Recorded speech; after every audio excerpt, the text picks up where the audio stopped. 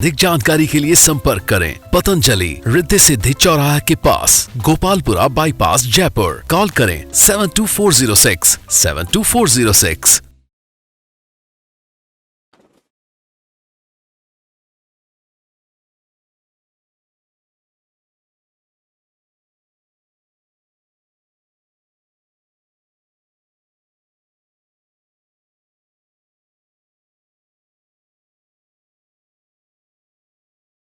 जी, कल इस पे बात छोड़ के गए थे हम लोग और कुछ डायग्राम बनाए थे। पहले लाइन इसमें लिख लें, फिर समझाता हूं मैं इसको। मूल अधिकार और निदेशक तत्वों के मध्य संबंध, लैंग्वेज डालिएगा इसमें। ये बहुत महत्वपूर्ण पार्ट है, बहुत ज्यादा महत्वपूर्ण। ये लिखिए, यह संबंध मूल अधिकार और निदेशक तत्वों के मध्य जो संबंध है, इसके एक डायग्राम मैंने बनाए थे 4-5 स्लाइड में कल, है ना। मैक्सिमम लोग थे आप लोग। उस डायग्राम के बाद भी कुछ चीजें लिखने को जो बचती हैं उस पे मैं बात करने जा रहा हूं। और एक क्वेश्चन इसमें से आता है प्रीलिम्स में, और ये मेंस का 10 नंबर का क्वेश्चन है ये, ठीक है। उसी अकॉर्डिंग हम लोग थोड़ा सा ध्यान करेंगे अच्छे से इसको लिखने का। हाँ, लिखिए इसमें यह संबंध, लैंग्वेज डालिएगा, यह संबंध मूल रूप से, यह संबंध मूल रूप से, यह संबंध मूल रूप से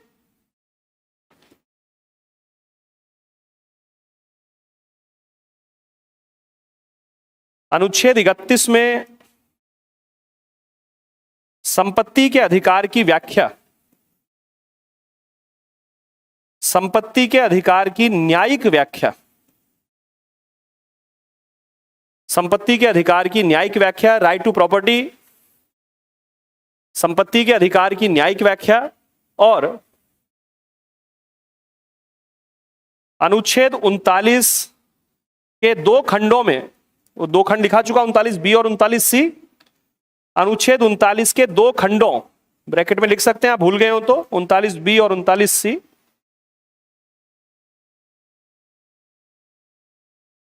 अनुच्छेद 39 के 2 खंडों में दी गई, 39 के 2 खंडों में दी गई समाजवादी व्यवस्था, दी गई समाजवादी व्यवस्था के प्रति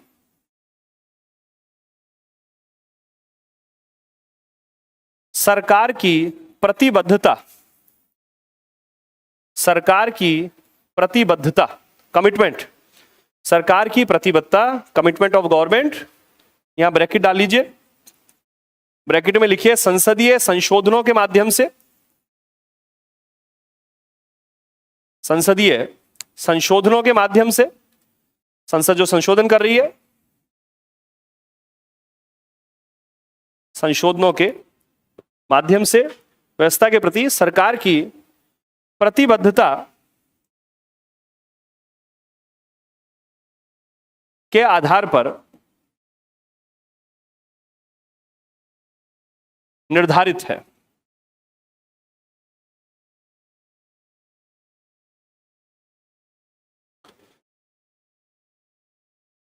एक सेकंड ध्यान दीजिएगा। ये जो लाइन हमने लिखी, मूल अधिकार और निदेशक तत्वों का जो संबंध है, फंडामेंटल राइट्स और डायरेक्टिव प्रिंसिपल का जो संबंध है, शुरू दिन मैंने बताया था कि जो दोनों की प्रकृति है, उस प्रकृति में तात्विक रूप से, मूलभूत रूप से, सारभूत रूप से कोई अंतर विरोध नहीं है। अंतर केवल उनके क्रियान्वयन की दशाओं में है। यह हमको हमेशा ध्यान रखना है, ठीक है। ये अगर लाइन ध्यान रहेगी तो आज हम जो बात कर रहे हैं ये बिल्कुल हमें समझ में आ पाएगी। फंडामेंटल राइट्स वर्तमान के अधिकार और डायरेक्टिव प्रिंसिपल भविष्य के अधिकार के रूप में प्रतिष्ठित हैं, भविष्य के अधिकार के रूप में। और उस भविष्य का मतलब है, मैंने अंबेडकर साहब के शब्द लिखाए थे कि कुछ ऐसी बातें होंगी इस नए राज्य को, जिसका नाम भारत है, इसको कुछ ऐसी चीजें पूरी करनी होंगी, इसे कुछ ऐसी चीजें प्राप्त करनी होंगी कि यदि इन्हें पूरा करने का समय, क्रम और स्थान यदि उसे नहीं दिया गया तो डेफिनेटली राज्य को अपना डेवलपमेंट करने में मुश्किलें हो सकती हैं।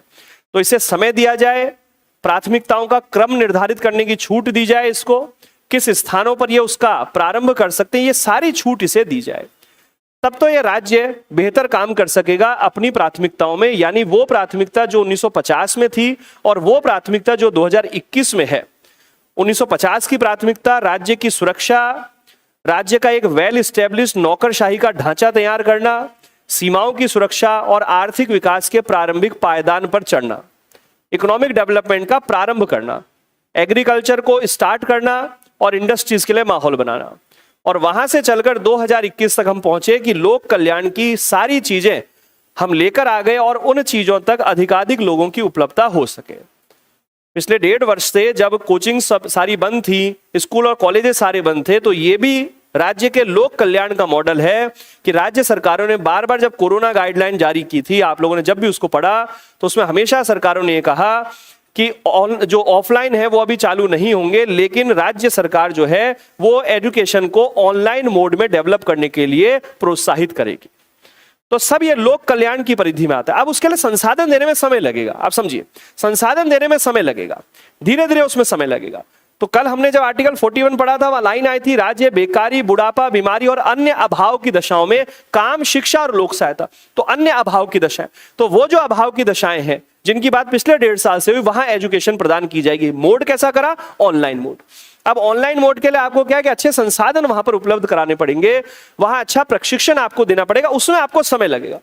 और अगर ये चीज वाद योग्य हो गई तो दिक्कत आएगी कि राज्य के खिलाफ बहुत सारी याचिकाएं प्रस्तुत होंगी न्यायालय में और राज्य का जो कार्य है, नॉर्मल जो फंक्शनिंग है, वो बाधित हो जाएगी। तो इसे लेटेस्ट इस उदाहरण से हम लोग समझ लें कि ऑनलाइन एजुकेशन भी आज राज्य की लोक कल्याणकारी प्राथमिकताओं में से एक कदम है। इसलिए हमेशा रोटी कपड़ा मकान बोल के चुप मत हो जाइए। मैं बहुत सारी बातें आपको बोलता हूं कि उस रोटी कपड़ा मकान के साथ जो शिक्षा, चिकित्सा, स्वास्थ्य, मनोरंजन, यातायात, बैंकिंग, बीमा, ऊर्जा, सामुदायिक सेवाएं, उनमें आज यदि लेटेस्ट हम देखें अपडेशन, तो इंटरनेट तक पहुंच और ऑनलाइन कक्षाओं की जो उपलब्धता है वो भी इस वेलफेयर स्टेट का पार्ट बन गई है। यानी सीधी सी बात कि फंडामेंटल राइट्स और डायरेक्टिव प्रिंसिपल में बेसिकली कोई विरोध नहीं है। जो विरोध दिखाई देता है वो इनके क्रियान्वयन की दशाओं में है, इनके इंप्लीमेंटेशन की दशाओं में, इनको एग्जीक्यूशन में लाने पर है। और वो एग्जीक्यूशन का जो विवाद शुरू हुआ, वो विवाद था संपत्ति के अधिकार और समाजवाद से। संपत्ति का अधिकार जो अनुच्छेद 31 में दिया गया था मूल रूप से संविधान में, और वो ये कहता था कि किसी भी व्यक्ति को विधि द्वारा स्थापित प्रक्रिया से ही उसकी संपत्ति से वंचित किया जा सकेगा, अन्यथा नहीं। और आर्टिकल 19 सेक्शन 1 के सब सेक्शन F में ये दिया गया था कि आपको संपत्ति का अर्जन करने का अधिकार है, यानी उसको एक्वायर करने का अधिकार है, आपको उसे कमाने का अधिकार है, उसे धारण करने यानी उसे रिटेन करने का, अपने पास रखने का अधिकार है, और उसके व्यय का अधिकार यानी उसके एक्सपेंडिचर का, उसके खर्च करने का अधिकार है। तो संपत्ति का अधिकार भी था और संपत्ति की स्वतंत्रता भी थी। दो बात कह रहा हूं, संपत्ति का अधिकार था एक पूरा फंडामेंटल राइट, और एक स्वतंत्रता के अधिकार में संपत्ति से रिलेटेड कार्यों की स्वतंत्रता भी आपको शामिल थी। और ये क्यों हुआ था संपत्ति का अधिकार? ये मैंने कल बात की कि संपत्ति हर मनुष्य के व्यक्तित्व में अंतर्निहित जो उसके उद्देश्य होते हैं, जो उसके गुण होते हैं, उनका एक अनिवार्य पार्ट है। प्रत्येक मनुष्य अपने जीवन काल में संपत्ति का अर्जन और संपत्ति का उपभोग करना चाहता है, वो चाहे चल हो और चाहे अचल हो। प्राचीन जो समय होते थे उनमें परिवार को भी व्यक्ति की संपत्ति ही समझा जाता था, तो एटलीस्ट उसका तो अर्जन व्यक्ति करता ही था। आधुनिक समय के साथ परिवार संपत्ति की उस परिभाषा से बाहर चला गया और संपत्ति में विभिन्न प्रकार की जो भौतिक वस्तुएं थी उनका हम समावेशन करने लगे। ध्यान रखिए जो बात कह रहा हूं, तो संपत्ति मनुष्य के व्यक्तित्व का अंतर्निहित गुण है, ये लाइन हमेशा याद रखिए, उसका अंतर्निहित गुण है। वो संपत्ति का अर्जन करना चाहता है, हर व्यक्ति चाहता है कि उसका संपत्ति हो। उसके स्वरूप कई हो सकते हैं, उसके प्रकार कई हो सकते हैं, कमाने के तरीके कई हो सकते हैं, उपभोग के माध्यम कई हो सकते हैं, है ना। ध्यान दिए जो लाइन में कह रहा हूं, इवन शास्त्रों तक में ये जो बातें कही गई उसमें भी ये कहा गया कि जो संपत्ति है, जो धन राशि है, उस धन राशि की 3 गतियां बताई गई। सर्वोत्कृष्ट जो गति है, गति यानी उसका परिणाम, गति सर्वोत्कृष्ट बताई गई दान, कि जो धन है उसका दान कीजिए। सेकंड जो उससे कमजोर बताए गए वो कहा गया उसका उपभोग कीजिए, या तो दान कीजिए या उपभोग कीजिए। यदि दोनों नहीं करते, उसकी तीसरी गति बताई, उसका नाश हो जाएगा। आप समझ पा रहे हैं जो बात कह रहा हूं? ये शास्त्र सम्मत बात है कि साहब या तो उसका दान कीजिए या उसका उपभोग कीजिए। यदि दोनों गतियां नहीं तो उसका नाश हो जाएगा, वो खत्म हो जाएगी। तो यानी संपत्ति अर्जन व्यक्ति का महत्वपूर्ण पार्ट। और पाश्चात्य चिंतन में, ये तो मैंने भारतीय चिंतन की बात की, पाश्चात्य चिंतन में आधुनिक राजनीति के जो जनक है मैकियावेली, जो शक्तिवादी राजनीति की बात करते हैं, जो बिल्कुल प्रैक्टिकल पॉलिटिक्स की बात करते हैं, प्रैक्टिकल पॉलिटिक्स। बहुत सारे लोग सैद्धांतिक राजनीति की बात करते रहे, उन्होंने प्रैक्टिकल अप्लाइड पॉलिटिक्स की बात की। तो उन्होंने मनुष्य के इस अंतर्निहित गुण को लक्षित करके, अंतर्निहित गुण को इंगित करके बताया कि एक व्यक्ति के जीवन में संपत्ति का इतना महत्व है कि व्यक्ति अपने पिता के हत्यारे को क्षमा करने में ज्यादा सहज है, लेकिन संपत्ति को लूटने वाले को क्षमा नहीं करता है। ध्यान रखिए, वो अपने पिता के हत्यारे को क्षमा कर सकता है, लेकिन संपत्ति के लुटेरे को क्षमा नहीं करता। इसलिए राजा को परामर्श दिया मैकियावेली ने कि बुद्धिमान राजा वो है जो भले प्रजा की हत्या कर दे लेकिन उसकी संपत्ति को ना छीने। ये क्यों बता रहा हूं मैं बातें, ताकि आपको ज्ञात हो जाए कि अनुच्छेद 31 में जो संपत्ति है ये कॉम्प्लेक्स फिनोमिना है। संपत्ति बहुत जटिल शब्द है, और इसलिए कल मैंने बात की कि जब संपत्ति का अधिकार इंट्रोड्यूस हुआ, उस पे जो बहस हुई, व्यापक उस पे बहस हुई संपत्ति का अधिकार को लेकर, और कांग्रेस का जो समाजवादी धड़ा था, मॉडर्न इंडिया आप लोग पढ़ते हैं तो उस समय पढ़ते हैं शायद कि 1934 में कांग्रेस के भीतर एक समाजवादी धड़ा, आचार्य नरेंद्र देव, अच्युत पटवर्धन, मीनू मसानी, ये सारे लोग उसमें, और कालांतर में जयप्रकाश नारायण और फिर राम मनोहर लोहिया तक उसकी जो व्यवस्था है वो देखी जाती है। एक समाजवादी धड़ा कांग्रेस के भीतर आ रहा था। नेहरू खुद उस समाजवादी धड़े का, धड़ा यानी गुट, समूह, नेहरू खुद उस समाजवादी व्यवस्था का प्रतिनिधित्व करते थे, क्योंकि नेहरू अपने जीवन की पूंजीवादी दशाओं को त्याग कर आए थे। नेहरू जैसा अमीर व्यक्ति उस पूरे राष्ट्रीय आंदोलन में कोई नहीं है पैतृक परंपरा से, लेकिन उसका त्याग करके नेहरू राष्ट्रीय आंदोलन में जब गांधी के संपर्क में आते हैं तो वो पूंजीवाद समाजवाद में परिवर्तित हो जाता है, और नेहरू उसको डेमोक्रेटिक माध्यम से लाना चाहते हैं। इसलिए नेहरू समाजवादी होते हुए भी भारत के संविधान में समाजवाद शब्द यूज नहीं कराते हैं, क्योंकि उस समय जो समाजवाद था वो या तो रशियन हिंसक क्रांतियों से प्रेरित था, या जो चाइना में 1949 में महाहिंसा से आ गया था, वही प्रकार का समाजवाद और उसी से प्रेरित साम्यवाद था। ये मैं थोड़ा सा बात इसलिए बता रहा हूं कि समाजवाद जो शब्द है वो, या समाजवाद का जो विचार है वो भारत के संविधान का कोर है, कोर वैल्यू है। पूरा राष्ट्रीय आंदोलन समाजवादी आंदोलन है। आप समझिएगा जो बात मैं कहना चाह रहा हूं। ये समाजवाद वो नहीं है जो मार्क्सवादी हुआ करता है, ये समाजवाद वो नहीं है जो साम्यवादी हुआ करता है, ये भारत के अपने ढंग का समाजवाद है। और इसलिए मैं लिखाता भी हूं, जिस समय प्रस्तावना कराता हूं, कि ऑनरेबल सुप्रीम कोर्ट ने डीएस नकारावाद में कहा कि भारत का समाजवाद गांधीवाद और मार्क्सवाद का मिश्रण है, जिसका झुकाव गांधीवाद की ओर है। भारत का जो समाजवाद है गांधीवाद और मार्क्सवाद का मिश्रण है, जिसका झुकाव गांधीवाद की ओर है। और गांधीवादी समाजवाद कैसा है? नैतिक समाजवाद। मेरी बात ध्यान से समझिए, आज बहुत इसको विस्तार से मैं करा रहा हूं। मेंस में 10 नंबर में आता है और प्री में 1 या 1 से अधिक क्वेश्चन में प्रभाव होगा। ये सही होना चाहिए हमारा, ध्यान रखिए। ये कठिनतम पार्ट है इसका, लेकिन आज समझ जाएंगे इसको, आप समझिए। तो लड़ाई किसकी है? ये पूंजीवाद बनाम समाजवाद। संपत्ति का अधिकार किसका पोषक? पूंजीवाद का। बार बार मैं कह रहा हूं, संपत्ति का अधिकार किसकी सूचना दे रहा है? पूंजीवाद की। क्योंकि संपत्ति के अधिकार के लिए इंसिस्ट करने वाले, जोर लगाने वाले लोग कौन हैं? देशी राजे रजवाड़े, उनके प्रतिनिधि, जो ये चाहते हैं कि जो संपदा उनकी पैतृक परंपरा से, विरासत में, युद्धों में उन्होंने कमाई है, उसे राज्य ऐसे ही ना ले ले। इसलिए मैं कह रहा हूं संपत्ति अंतर्निहित गुण है, व्यक्तित्व का गुण है। संपत्ति को छीनने जाएंगे तो मात खाएंगे। तो उन्होंने क्या करा कि संपत्ति का जो व्यवस्था है वो उनके अधिकार में बनी रहे, ताकि राज्य यदि भविष्य में कभी समाजवाद के नाम पर उस पूंजीवादी व्यवस्था का हनन करे तो ये अनुच्छेद 31 जो है वो प्रोटेक्शन का काम कर ले। और चूंकि सुप्रीम कोर्ट अनुच्छेद 32 में आपके फंडामेंटल राइट्स का प्रोटेक्टर है, संरक्षक है, इसलिए जैसी संपत्ति के अधिकार को राज्य छीनने की कोशिश करेगा, जैसी आपकी संपत्ति को अर्जित करने की कोशिश करेगा, सर्वोच्च न्यायालय सीधा सीधा न्यायिक व्याख्याओं के माध्यम से राज्य के कानूनों को और उसके संशोधनों को अवैध ठहरा देगा। और ऐसा ही हुआ 1951 से 1980 तक।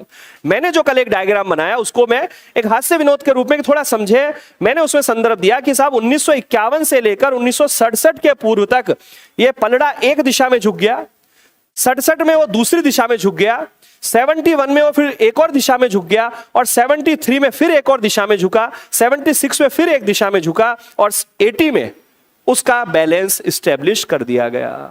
यानी ये झगड़ा शुरू के 30 साल का है, आज भी है, लेकिन आज उतना व्यापक नहीं है। उस पर लास्ट में बात करेंगे क्यों। 1980 तक, 51 से 80 तक फंडामेंटल राइट्स और डायरेक्टिव प्रिंसिपल का जो रिलेशन है, इसका विवाद संपत्ति के अधिकार बनाम समाजवादी प्रयास। तो मैंने आपको बताया कि फ्रीडम मूवमेंट में समाजवाद बार बार दिखाई देता है।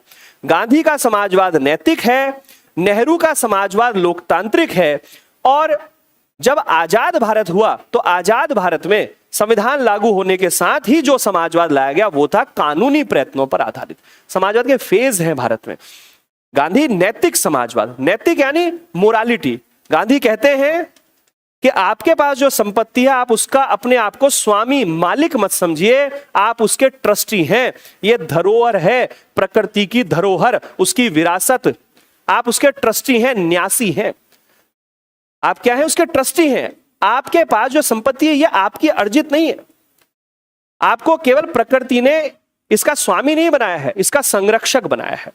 आप क्या कीजिए? केवल संरक्षण कीजिए और इसका उपयोग किसमें कीजिए? जनहित में कर लीजिए। तो गांधी तो नैतिक है, आप समझ पाए? गांधी तो नैतिक है, गांधी का तो फिलॉसफी पूरी नैतिक है। आप समझिए जो बात मैं कह रहा हूं, जहां शब्द सत्य और अहिंसा आ गया वहां मोरल फिलॉसफी चलेगी। इसलिए गांधी तो जब अस्पृश्यता निवारण की बात करते हैं तो गांधी का जोर आरक्षण पर और किसी प्रकार के कानूनी उपायों पर नहीं। गांधी तो आप समझिए साहब जो बात कह रहा हूं, गांधी के आश्रम में तो प्रवेश की शर्त यह है कि आप अपने मल त्याग जब करेंगे तो उससे रिलेटेड सफाई जो क्षेत्रों की, अपने जो टॉयलेट्स वगैरह खुद साफ करेंगे। गांधी का दर्शन नैतिक है, मोरालिटी से प्रेरित है, आपको अच्छा बनाना चाहता है, नैतिक बनाना चाहता है। गांधी कहते हैं कि वो जो कार्य हमने एक वर्ग के लिए रखा है वो उस वर्ग का नहीं है, सबका कार्य है। गांधी कहते हैं वो जो साफ करना है ये मल वाली जगह वो आपको भी करना है, चाहे आप किसी भी जाति किसी वर्ग से हो। तो गांधी तो नैतिक लाते हैं ना, नैतिकता बार बार कह रहा हूं, आत्मा से जोड़ते हैं। तो गांधी का समाजवाद था नैतिक समाजवाद। इसलिए गांधी के समाजवाद से प्रेरित हुए आचार्य विनोबा भावे, और विनोबा भावे ने भूदान यज्ञ प्रारंभ किया, भूदान यज्ञ। और उन्होंने कहा कि साहब जिसके पास जमीनें हैं वो जमीनें दान कीजिए राज्य के लिए। लेकिन मैंने अभी थोड़ी देर पहले कहा कि संपत्ति इतना स्वाभाविक गुण है हमारा कि संपत्ति को हम छोड़ना नहीं चाहते हैं। संपत्ति तो झगड़े कराती है ना, संपत्ति संघर्ष कराती है, मेरी बात समझिए। तो इसलिए मैंने कहा मैकियावेली क्या है? प्रैक्टिकल थिंकर है, प्रैक्टिकल अप्लाइड थिंकर है मैकियावेली, जो कहते हैं कि संपत्ति छोड़ना नहीं चाहेगा व्यक्ति। इसलिए क्या करें? जब संपत्ति छोड़ना ही नहीं चाहेंगे तो उसको विधि सम्मत तरीके से ले लीजिए। विधि सम्मत तरीका लेजिटिमेट, उसको लेजिस्लेटिव तरीके से ले लीजिए, कानून बनाकर छीन लीजिए। लेकिन कानून बनाने जाएंगे तो खड़ा मिलेगा मार्ग में अनुच्छेद 31। तो इसलिए एक डिस्प्यूट क्रिएट होगा, बार बार कह रहा हूं। अब ये जब डिस्प्यूट क्रिएट होगा तो क्या करना पड़ेगा? संपत्ति के अधिकार के होते हुए संपत्ति छीनी नहीं जा सकेगी, तो क्या कीजिए? किसी अधिकार को कमजोर करने का सबसे बढ़िया और सबसे बड़ा तरीका है उस अधिकार के आगे उसके अपवाद क्रिएट कर दीजिए। समझ पा रहे हैं? क्लियर हो जाएगी। फिर से, किसी अधिकार को कमजोर करने के लिए या तो उसे खत्म कर दीजिए। अरे भाई आप समझिए ये लाइन खींची हुई है, इसे खत्म करने के लिए या तो इसे मिटा दीजिए या तो संपत्ति के अधिकार खत्म कर दीजिए। लेकिन खत्म करेंगे तो अभी तो लागू हुआ है, अभी तो हंगामा हो जाएगा। अरे भाई 1950 में जाकर देखिए, एक टॉपिक है लोकतांत्रिक राजनीति, उस दिन 7 दशक की कहानी बताऊंगा। ये सारी चीजें फिर आएंगी उसमें, फिर से आएंगी, लेकिन कुछ अलग चीजें बहुत आएंगी। जरा सोच के देखिएगा, अभी तो संविधान लागू हुआ है, अभी तो इलेक्शन हो रहे हैं और अभी राजे रजवाड़ों ने समर्थन देना चालू कर दिया है, सामंतों ने समर्थन देना चालू कर दिया है एक पॉलिटिकल पार्टी को, जो कि राजस्थान में पहली विधानसभा में दूसरा सबसे बड़ा दल है, राम राज्य परिषद, करपात्री महाराज की स्टैब्लिश। 2016 में प्री का क्वेश्चन था, राजस्थान में पहले विधानसभा चुनाव में दूसरी सबसे बड़ी पार्टी, विपक्षी मुख्य पार्टी। पहले स्थान पे कांग्रेस को मिले 82 सीटें और फिर निर्दलियों को मिली 35 सीटें और कुछ 22-24 सीटें जो थी वो राम राज्य परिषद को मिली, स्वामी करपात्री महाराज की। धर्म की संस्था, धर्म यानी परंपरा, और राजे महाराजा किसको समर्थन देंगे? हमेशा परंपराओं को। अरे मेरी बात समझ रहे? राजे महाराजा किसको? आज पूरा समझे, इसको क्लियर हो जाएगी, फिर लिखाते जाएंगे। राम राज्य परिषद, राजे महाराजा किसको समर्थन देंगे? परंपराओं को, प्रथाओं को। क्योंकि वो क्या कहेंगे? जो चला आ रहा है वो ठीक है। क्या चला आ रहा है? राजा का राज, ये बिल्कुल ठीक है। और उसको राम जी से जोड़ेंगे ना, राम राज, राम भी राजा थे भाई, तो मैं क्यों राजा नहीं बनूं? आप समझ पा रहे? उसको जोड़ेंगे धर्म से, हिंदू धर्म की मान्यताओं से उसको जोड़ेंगे, हिंदू धर्म की मान्यताओं से। तो इस राम राज्य परिषद को सपोर्ट मिलेगा, किसका सपोर्ट मिलेगा? हिंदू महासभा का सपोर्ट मिलेगा, राजे महाराजाओं सामंतों का। तो शुरू में तो ये सपोर्ट रहेगा, लेकिन कालांतर में होगा कि 59 में श्री राजगोपालाचारी कांग्रेस के समाजवादी कार्यक्रम से संतुष्ट नहीं होंगे, कांग्रेस के समाजवादी कार्यक्रम से संतुष्ट नहीं होंगे। उनको लगेगा समाजवाद के नाम पर संपत्ति छीनने कोई औचित्य नहीं है, क्योंकि उनको फीडबैक देंगे उद्योगपति, सामंत, जागीरदार। मैं बार बार कह रहा हूं, संपत्ति के अधिकार के केंद्र में खुद को मत रखिएगा कभी भी, याद नहीं होगा कभी। हो सकता है आप में से किसी के पास हो कोई बीघा जमीन, मेरे पास तो नहीं है साहब, मेरे पास तो कुछ वर्गज और कुछ फिट उसमें है, फ्लैट ही है साहब, आप समझिए। तो मैं तो ये जानता हूं, और मेरे पुरखों के पास नहीं थी साहब, होती तो फिर यहां नहीं होते। तो संपत्ति के अधिकार के केंद्र में खुद को मत रखिए, आप रखिए राजे महाराजाओं सामंतों को। था तो आपको भी, लेकिन संपत्ति नहीं थी तो अधिकार हो नहीं हो क्या फर्क पड़ता है। थी नहीं संपत्ति में तो अधिकार क्या कर लेगा, जिनकी थी प्रॉब्लम उनको है। तो 1959 में सी राजगोपालाचारी स्वतंत्र पार्टी के रूप में एक ऐसी पार्टी लेकर आएंगे जो केवल और केवल राजे महाराजाओं को समर्थन देगी, और राम राज्य परिषद जो अब तक दे रही थी वो खत्म हो जाएगी। तो जब राजस्थान की हम बात करेंगे, तीसरे आम चुनाव से राजस्थान में स्वतंत्र पार्टी का अस्तित्व हम देखेंगे, और छठी विधानसभा के चुनाव तक आने तक उसका अस्तित्व भी खत्म हो जाएगा, क्योंकि इन दोनों को रिप्लेस कर देगी 1951 की जनसंघ, जो 1980 में बन जाएगी भाजपा। तो भाजपा क्यों कर देगी इनको खत्म, क्योंकि ये हिंदुओं को भी ले लेगी। ध्यान दीजिए, सामंत राजे रजवाड़ों की मेन जाति राजपूत, ये राजपूतों को भी अपने साथ ले लेगी। समझ पा रहे हैं जो बात मैं कह रहा हूं आपको। परंपराओं का पोषण करने वाले ब्राह्मणों को भी ये अपने साथ ले लेगी। क्लियर हो रही है स्थिति। संपत्ति के अधिकार का समर्थन करने वाले वैश्य वर्ग यानी व्यापारी वर्ग यानी जैन, बणिये, अग्रवाल, माहेश्वरी, ये उनको भी ले लेगी। पर राजस्थान में पढ़ेंगे भाई आराम आराम से, ऐसे याद होगा तभी याद होगा। वो 10-10 नंबर के राजस्थान के यहाँ कोई चैंपियन ही आ जाए वो नहीं करा पाता है, क्योंकि उसको पता ही नहीं है क्या गणित हुई थी। अपन करेंगे बात, आप समझिए जो मैं कहना चाह रहा हूं, ऐसे कहानी के रूप में पढ़िए इसको, तब समझ पाएंगे। इसलिए राजस्थान की राजनीति जाति आधारित बनती चली जाएगी, जाति आधारित। ध्यान दीजिए, सामंत राजपूत, और सामंतों का विरोध कौन करेगा, किसान। किसान है जाट, और राजपूत कहां चला गया, बीजेपी में, इसलिए जाट आ जाएगा कांग्रेस में। तो जाट बनाम राजपूत राजस्थान की राजनीति का सबसे बड़ा फैक्टर। अन्य जातियां भी हैं, ये ना सोचे कोई कि अन्य नहीं है, क्या बेसिक फैक्टर राजपूत बनाम जाट। कक्षाओं में नहीं करना है, कक्षाओं में नहीं करना है, पढ़ने में नहीं करना है। राजस्थान की राजनीति मैं क्या समझा रहा हूं, संपत्ति के अधिकार को इतने लाइनें जोड़नी पड़ रही है, वापिस पे पहुंचते हैं, फिर से समझिए। तो संपत्ति का अधिकार किसको प्रिय है, राजे महाराजाओं को, सामंतों को, मेरी बात ध्यान देना। और संपत्ति के अधिकार का संरक्षण न्यायालय को करना पड़ेगा, क्योंकि न्यायालय अधिकारों का संरक्षक है। राज्य क्या लागू करना चाहता है, राज्य कहता है एक से संपत्ति छीनेंगे तभी सबको बांटेंगे, एक से संपत्ति छीनेंगे तभी सबके लिए कुछ इंडस्ट्रीज, बांध। अरे नेहरू तो कह चुके थे कि भारत के मंदिर और तीर्थ स्थान कौन है, जहां बांध है, जहां इंडस्ट्रीज है, वही है भारत के तीर्थ और मंदिर। तो सब तीर्थ और मंदिर तो यही है असली, कहां बनेंगे, जमीन पर, और जमीन तो सारी ले रखी है राजे रजवाड़ों ने, तो साहब लेनी पड़ेगी इनसे। लेने के लिए क्या करना पड़ेगा, संपत्ति के अधिकार को कमजोर करना पड़ेगा। कमजोर करने के लिए क्या करना पड़ता है, अधिकार के आगे अपवाद का सृजन करना पड़ेगा। इसलिए अनुच्छेद 31 के आगे हमको, मैं लिखाने जा रहा हूं थोड़ी देर में, हमको दिखेंगे 31A, 31B और 31C। रटना नहीं पड़ेगा, है ना, 31A, 31B और 31C। ये कमजोर हो जाएगा संपत्ति का अधिकार, और फिर एक दिन कमजोर होते होते होते इसे निकाल ही देंगे। 31A, B और C आज भी है, लेकिन संपत्ति का अधिकार चला गया। आप सोच लीजिए संपत्ति का अधिकार कितना बड़ा हुआ था, अधिकार चला गया, अपवाद आज भी मौजूद है। महत्व तो समझिए इसका, अधिकार चला गया। मुझे लगता है कि इससे पहले कभी ने संपत्ति के अधिकार पे इसलिए बात किसी ने नहीं की होगी क्योंकि वो तो फंडामेंटल राइट है ही नहीं। लेकिन आप समझिए कि जब फंडामेंटल राइट था तब कितना बड़ा विवाद था, और नहीं है तो भी है, क्योंकि अपवाद आज भी मौजूद है। संपत्ति का अधिकार मूल अधिकार नहीं रह गया, कानूनी अधिकार जरूर वो बना हुआ है। तो हम क्या करेंगे, मेरी बात ध्यान दीजिएगा, मैं चरणबद्ध तरीके से इसको लिखाऊंगा। पहला जो चरण आएगा 1951 से लेकर 1967 के पूर्व तक का, इसको याद रखना।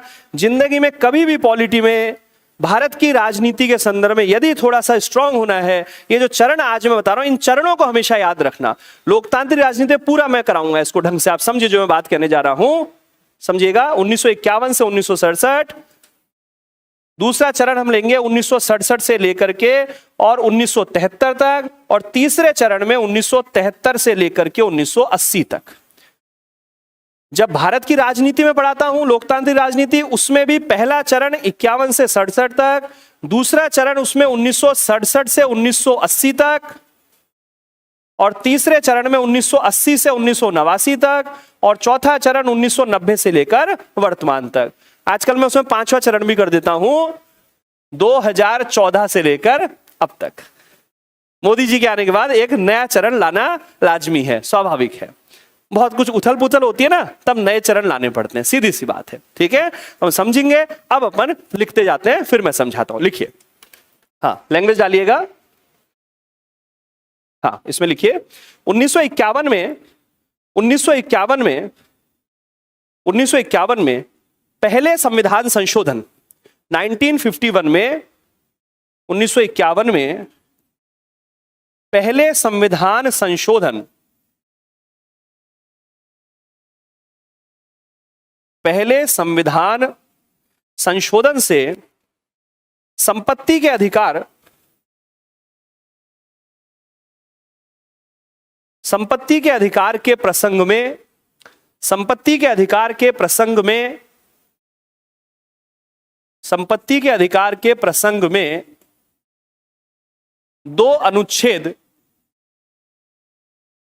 31 क और 31 ख, 31 ए और 31 बी कैपिटल, 31 क और 31 ख जोड़े गए, 31 ए और 31 बी जोड़े गए।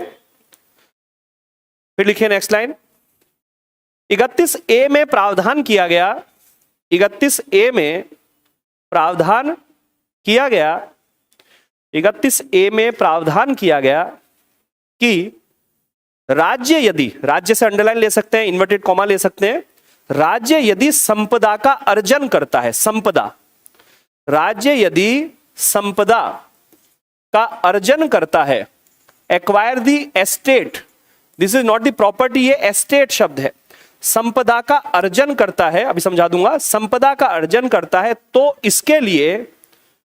इसके लिए जो कानून बनाए जाएं,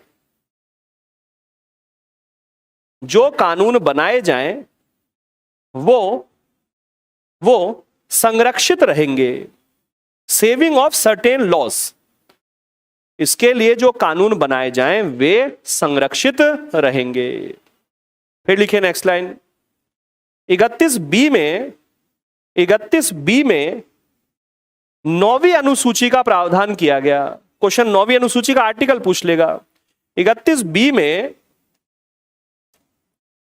9वीं अनुसूची का प्रावधान किया गया,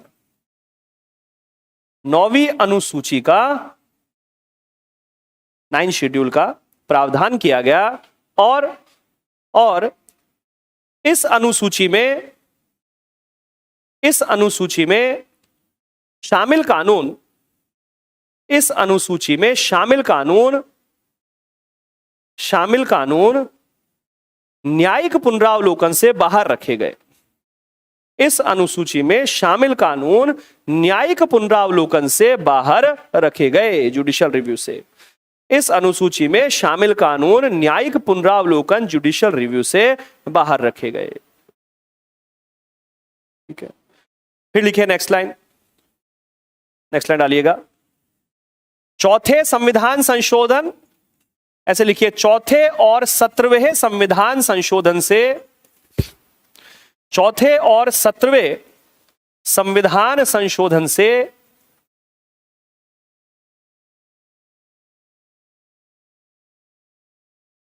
संपदा शब्द की परिभाषा, संपदा शब्द को व्यापक किया गया, एस्टेट, संपदा शब्द को व्यापक किया गया, संपदा शब्द को व्यापक किया गया, जिसके अंतर्गत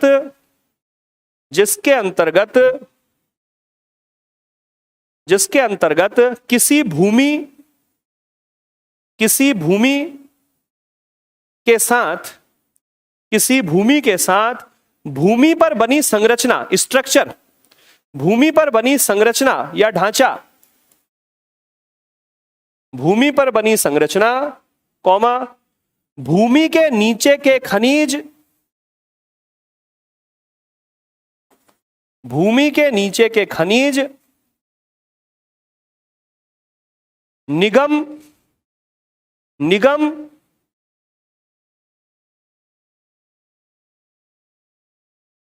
इत्यादि,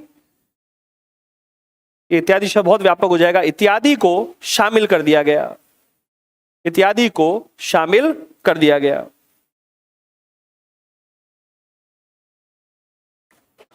फिर लिखिए नेक्स्ट लाइन, न्यायालय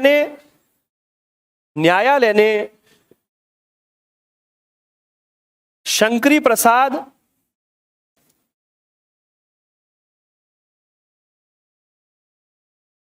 बेला बनर्जी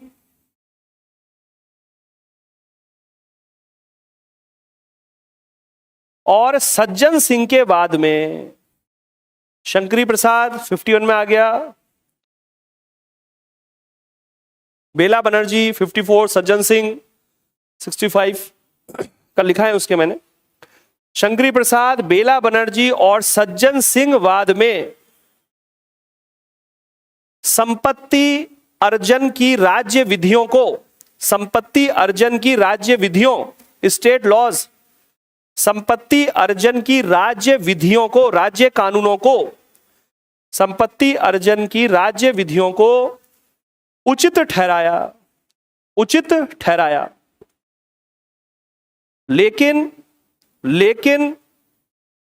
दो शब्द बोल रहा हूं, अंडरलाइन कीजिएगा, लेकिन लोकहित, पब्लिक इंटरेस्ट, लोकहित और मुआवजे की पर्याप्तता, सफिशिएंट कंपनसेशन, मुआवजे की पर्याप्तता,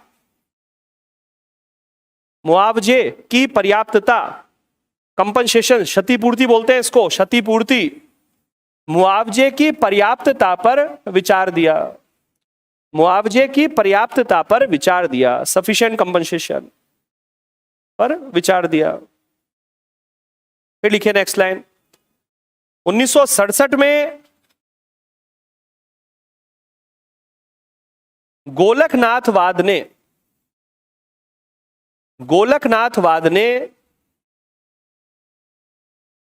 संसद की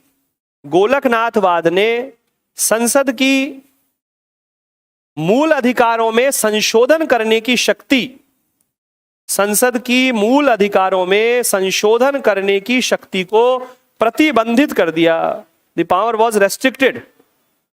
संसद की मूल अधिकारों में संशोधन करने की शक्ति को प्रतिबंधित कर दिया।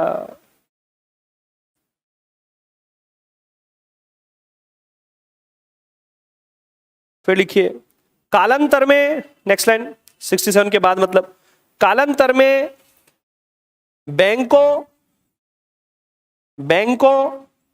और खदान कंपनियों के राष्ट्रीयकरण, बैंकों और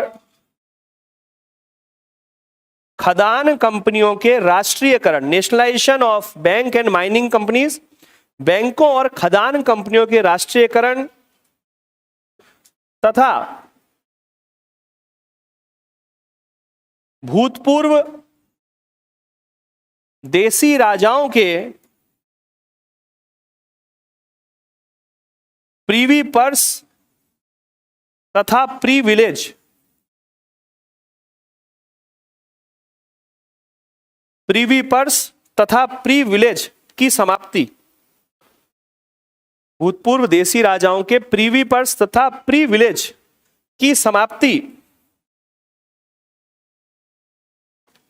के लिए, प्रीवी पर्स तथा प्रीविलेज की समाप्ति के लिए सरकार द्वारा लाए गए कानूनों और अध्यादेशों,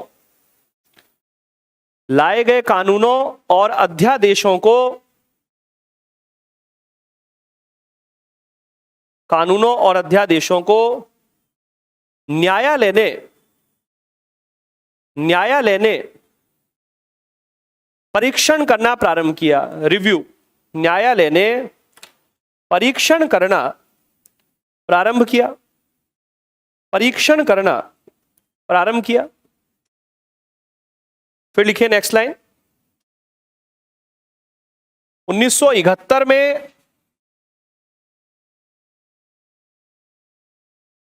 24वें तथा 25वें संशोधन ने 24वें तथा 25वें संशोधन ने संसद की 24वें तथा 25वें संशोधन ने संसद की मूल अधिकारों में संशोधन की शक्ति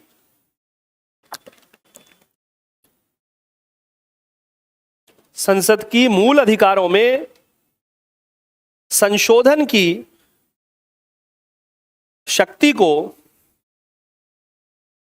अत्यधिक विस्तृत कर दिया। मूल अधिकारों में संशोधन की शक्ति को अत्यधिक विस्तृत कर दिया। फिर लिखिए नेक्स्ट, 25वें संशोधन से अनुच्छेद 31C या 31G, 25वें संशोधन से 31G या 31C जोड़कर प्रावधान किया गया, 31C या 31G जोड़कर प्रावधान किया गया कि यदि राज्य यहां से अंडरलाइन हो सकता है ये, यदि राज्य या इन्वर्टेड कॉमा ले सकते हैं यहां से, यदि राज्य निदेशक तत्वों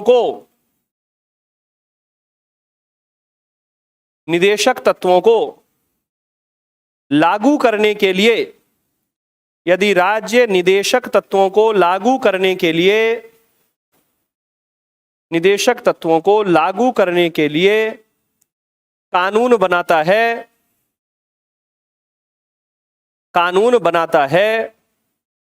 तो इन्हें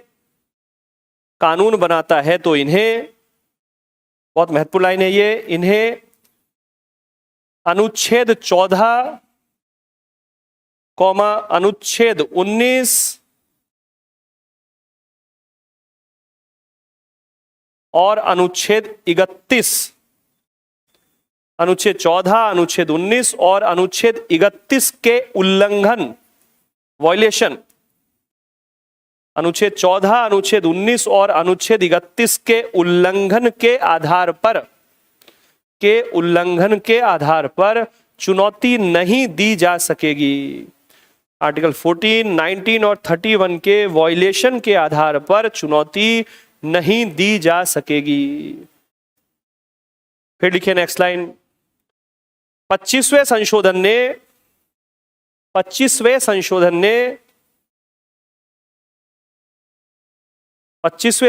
ने संपत्ति का अधिग्रहण करने पर, अर्जन करने पर, एक्विजिशन ऑफ प्रॉपर्टी, संपत्ति का अधिग्रहण करने पर दिए जाने वाले मुआवजे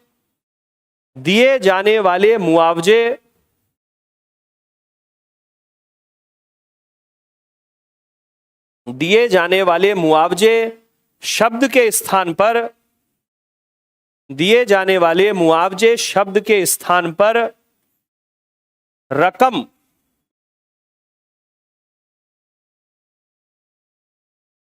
रकम या अमाउंट शब्द रख दिया, जिसकी पर्याप्तता पर सफिशिएंट है या नहीं, जिसकी पर्याप्तता पर न्यायालय विचार नहीं कर सकते, जिसकी पर्याप्तता पर न्यायालय विचार नहीं कर सकते।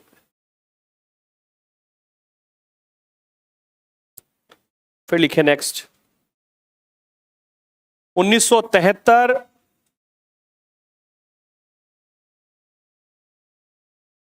केशवानंद भारतीवाद में, 1973 केशवानंद भारतीवाद में इन दोनों संशोधनों, कौन से, 24वें और 25वें, इन दोनों संशोधनों की संवैधानिकता का परीक्षण हुआ। एग्जामिन दी कॉन्स्टिट्यूशनलिटी, संवैधानिकता का परीक्षण हुआ। फिर लिखिए नेक्स्ट लाइन, न्यायालय ने जहां एक तरफ, न्यायालय ने जहां एक तरफ संसद की संशोधन शक्ति को, न्यायालय ने जहां एक तरफ संसद की संशोधन शक्ति को स्वीकार किया, संसद की संशोधन शक्ति को स्वीकार किया, वहीं दूसरी ओर, संसद की संशोधन शक्ति को स्वीकार किया, वहीं दूसरी ओर यह प्रतिबंध लगाया कि संसद संविधान के मूलभूत ढांचे, बेसिक स्ट्रक्चर, संसद संविधान के मूलभूत ढांचे या आधारभूत ढांचे, मूलभूत ढांचे में संशोधन नहीं कर सकेगी। मूलभूत ढांचे, आधारभूत ढांचे में संशोधन नहीं कर सकेगी। फिर लिखिए नेक्स्ट लाइन, आपातकाल के दौरान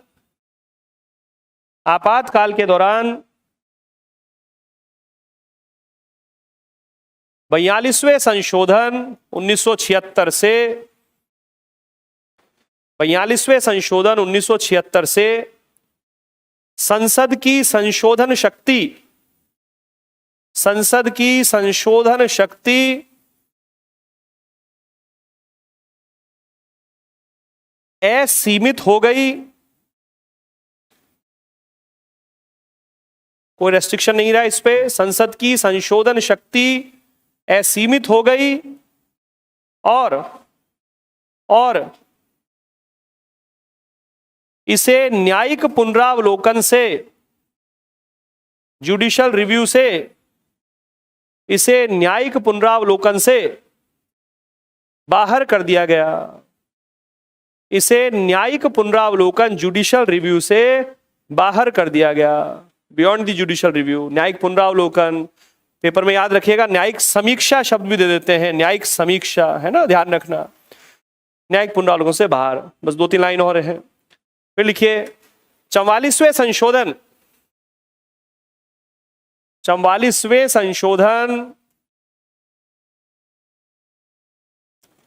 1978 से संपत्ति का अधिकार, 44वें संशोधन 1978 से संपत्ति का अधिकार मूल अधिकार की सूची से हटा दिया गया। संपत्ति का अधिकार मूल अधिकार की सूची से हटा दिया गया। संपत्ति का अधिकार मूल अधिकार की सूची से हटा दिया गया। फिर लिखिए नेक्स्ट लाइन, 1980 में मिनर्वा मिल्सवाद, मिनर्वा मिल्सवाद ने, बहुत महत्वपूर्ण लाइन है ये सब, मिनर्वा मिल्सवाद ने मूल अधिकार तथा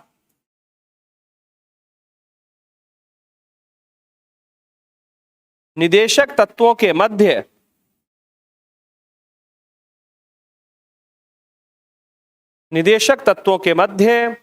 संतुलन स्थापित किया। मूल अधिकार तथा निदेशक तत्वों के मध्य संतुलन स्थापित किया। मूल अधिकार तथा निदेशक तत्वों के मध्य संतुलन स्थापित किया। और लिखिए इसी में, इस वाद में, नेक्स्ट लाइन डालकर, इस वाद में, मिनर्वा मिल्स में ही, इस वाद में संसद की संशोधन शक्ति को सीमित किया गया। संसद की संशोधन शक्ति को सीमित किया गया। संसद की संशोधन शक्ति को सीमित किया गया। सीमित किया गया और न्यायिक पुनरावलोकन को फिर से प्राप्त किया गया, न्यायिक पुनरावलोकन को फिर से प्राप्त किया गया, न्यायिक पुनरावलोकन को फिर से प्राप्त किया गया। एक ब्रैकेट डालिएगा नीचे की लाइन में, लिखिए न्यायिक पुनरावलोकन भी आधारभूत ढांचे का भाग घोषित कर दिया गया। Judicial review was also declared as a part of the basic structure. न्यायिक पुनरावलोकन भी आधारभूत ढांचे का भाग, जुडिशियल रिव्यू, न्यायिक पुनरावलोकन भी आधारभूत ढांचे का भाग घोषित कर दिया गया। फिर लिखिए नेक्स्ट लाइन, इस लास्ट लाइन, ब्रैकेट बंद करके नेक्स्ट लाइन। इसी वाद में, कौन सा, मिनर्वा मिल्स, इसी वाद में कहा गया कि, इसी वाद में कहा गया कि अनुच्छेद 39B और C, 39B और 39C में दिए गए, 39B और 39C में दिए गए निदेशक तत्वों को लागू करते समय, निदेशक तत्वों को लागू करते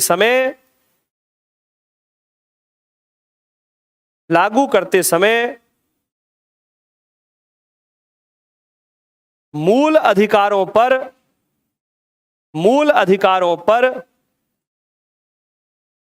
निदेशक तत्व प्रभावी हो सकेंगे, मूल अधिकारों पर निदेशक तत्व प्रभावी हो सकेंगे, परंतु अन्य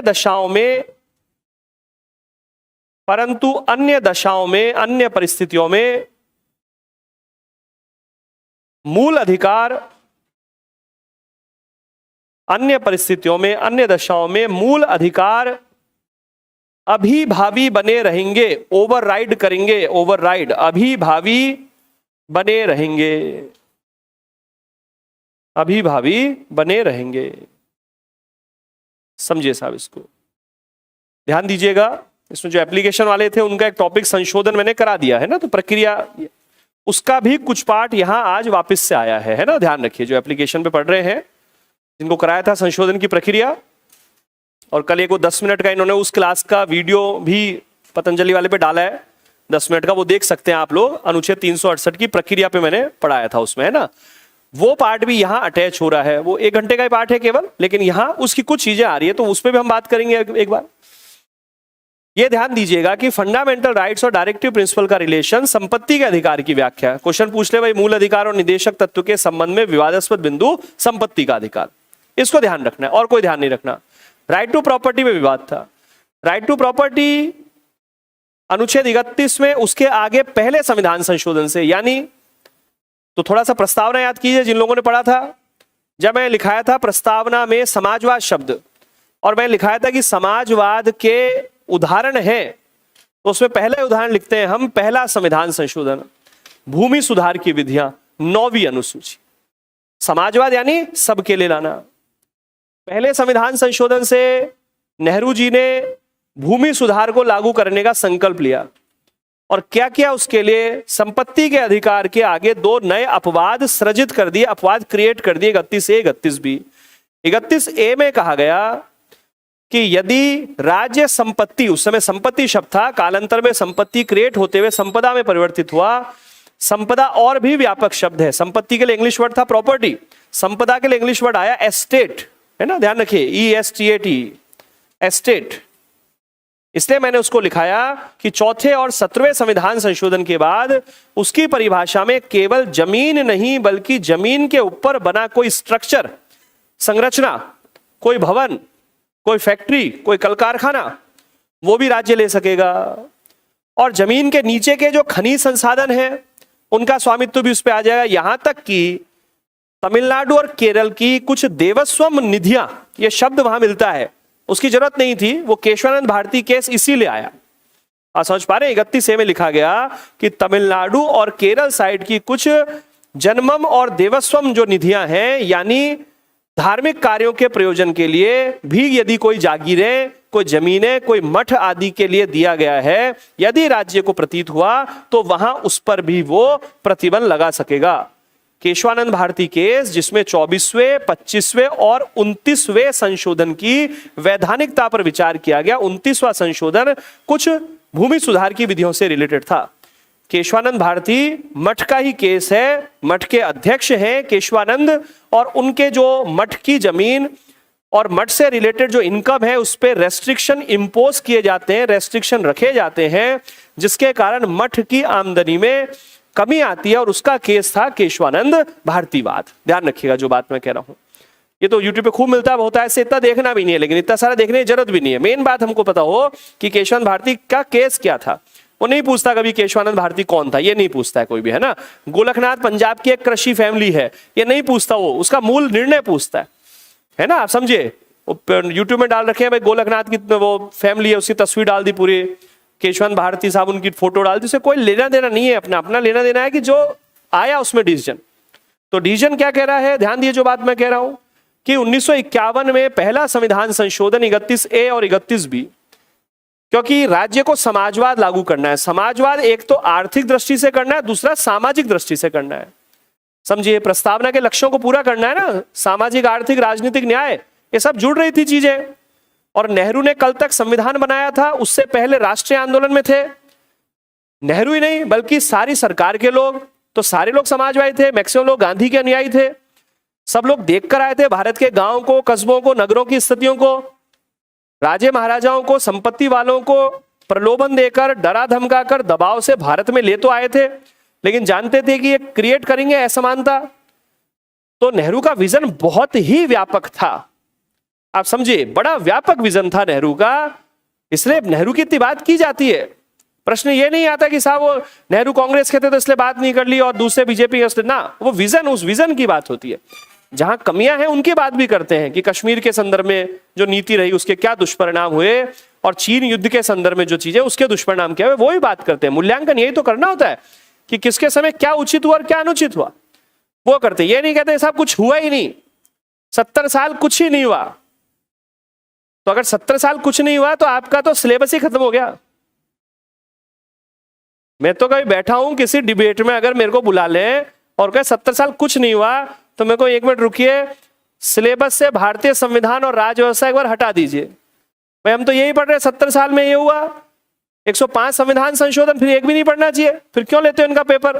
कहां से लाते हो संशोधनों को, है कहां से लेकर आते हो भाई? वो क्या कुछ ही नहीं हुआ, तो कुछ ही नहीं तो कहां से बन गए ये सारे संस्थान, कहां से आ गई चीजें? तो हर युग में कुछ होता है, हर समय पर कुछ होता है, हर वर्ष कुछ होता है भाई। नेहरू से लेकर मोदी जी तक हर कोई कुछ ना कुछ करता ही है बढ़िया काम, और कुछ कुछ कमियां आती हैं, कुछ कुछ गलतियां हो जाती हैं। आप समझिए साहब, कुछ कुछ गलतियां कर दी जाती हैं, है? हर दृष्टिकोण आप समझिए, क्योंकि सरकार भी तो बनानी है, वोट भी तो लेने हैं, और जनता का भला भी करना है, सारी चीजें चलती है। दुख तब होता है जब पढ़े लिखे विद्यार्थी और पढ़े लिखे प्रशासक और पढ़े लिखे बुद्धिजीवी और वृद्ध अवस्था तक पहुंच चुके बहुत सारे लोग, बहुत सारे वृद्ध ये कहते हैं, अभी कई 70-75 साल के अंकल जी लोग हैं हमारे सोसाइटी में, वो कहते हैं कुछ नहीं हुआ पहले।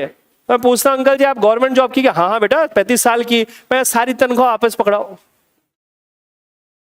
35 साल हो गया, 35 साल बेटा, 35 साल हमने सेवा करी, तनख्वाह ली के, हाँ पेंशन भी ले रहे हैं, सारी लौटाओ। 70 साल कुछ नहीं हुआ ना, तो आपने भी नहीं करा कुछ, आप ही का दोष है, आपने नहीं करा 70 साल में, लौटाओ उनको सारी तनख्वाहें, है? तो लाइन आगे बढ़ा, हाँ कुछ नहीं हुआ, हाँ कुछ नहीं हुआ, कुछ नहीं हुआ साहब, है? ध्यान रखिए। तो ये काम 1951 से चालू हो गया भाई, 1951 से हो गया। क्या हुआ 1951 से? नेहरू ने और नेहरू की सरकार ने महसूस किया कि सामाजिक समानता और आर्थिक समानता दोनों लानी जरूरी है। सामाजिक समानता के लिए क्या करें? समानता के अधिकार में परिवर्तन कर दो। क्या कर दो? अपवाद जोड़ दो, 15(4) जोड़ दिया। क्या कर दिया? सामाजिक और शैक्षणिक दृष्टि से पिछड़े हुए नागरिकों और अनुसूचित जातियों जनजातियों के हित में विशेष प्रावधान। आ गई सामाजिक समानता। आर्थिक समानता है, क्या कर दो? राज्य अगर संपत्ति का अर्जन करे तो इस आधार पर चुनौती नहीं दी जाए कि साहब वो अनुच्छेद 31 का उल्लंघन करे, यानी संपत्ति का अर्जन करने के लिए जो कानून बनाया संरक्षित रहे। लेकिन नेहरू जानते थे कि भाई राइट टू प्रॉपर्टी मूल अधिकार है, और मूल अधिकार होने पे कहां चल जाएंगे लोग, न्यायालय में चल जाएंगे। तो उसका पक्का इलाज करो, न्यायालय के हस्तक्षेप से बचने का पक्का जाप्ता करो।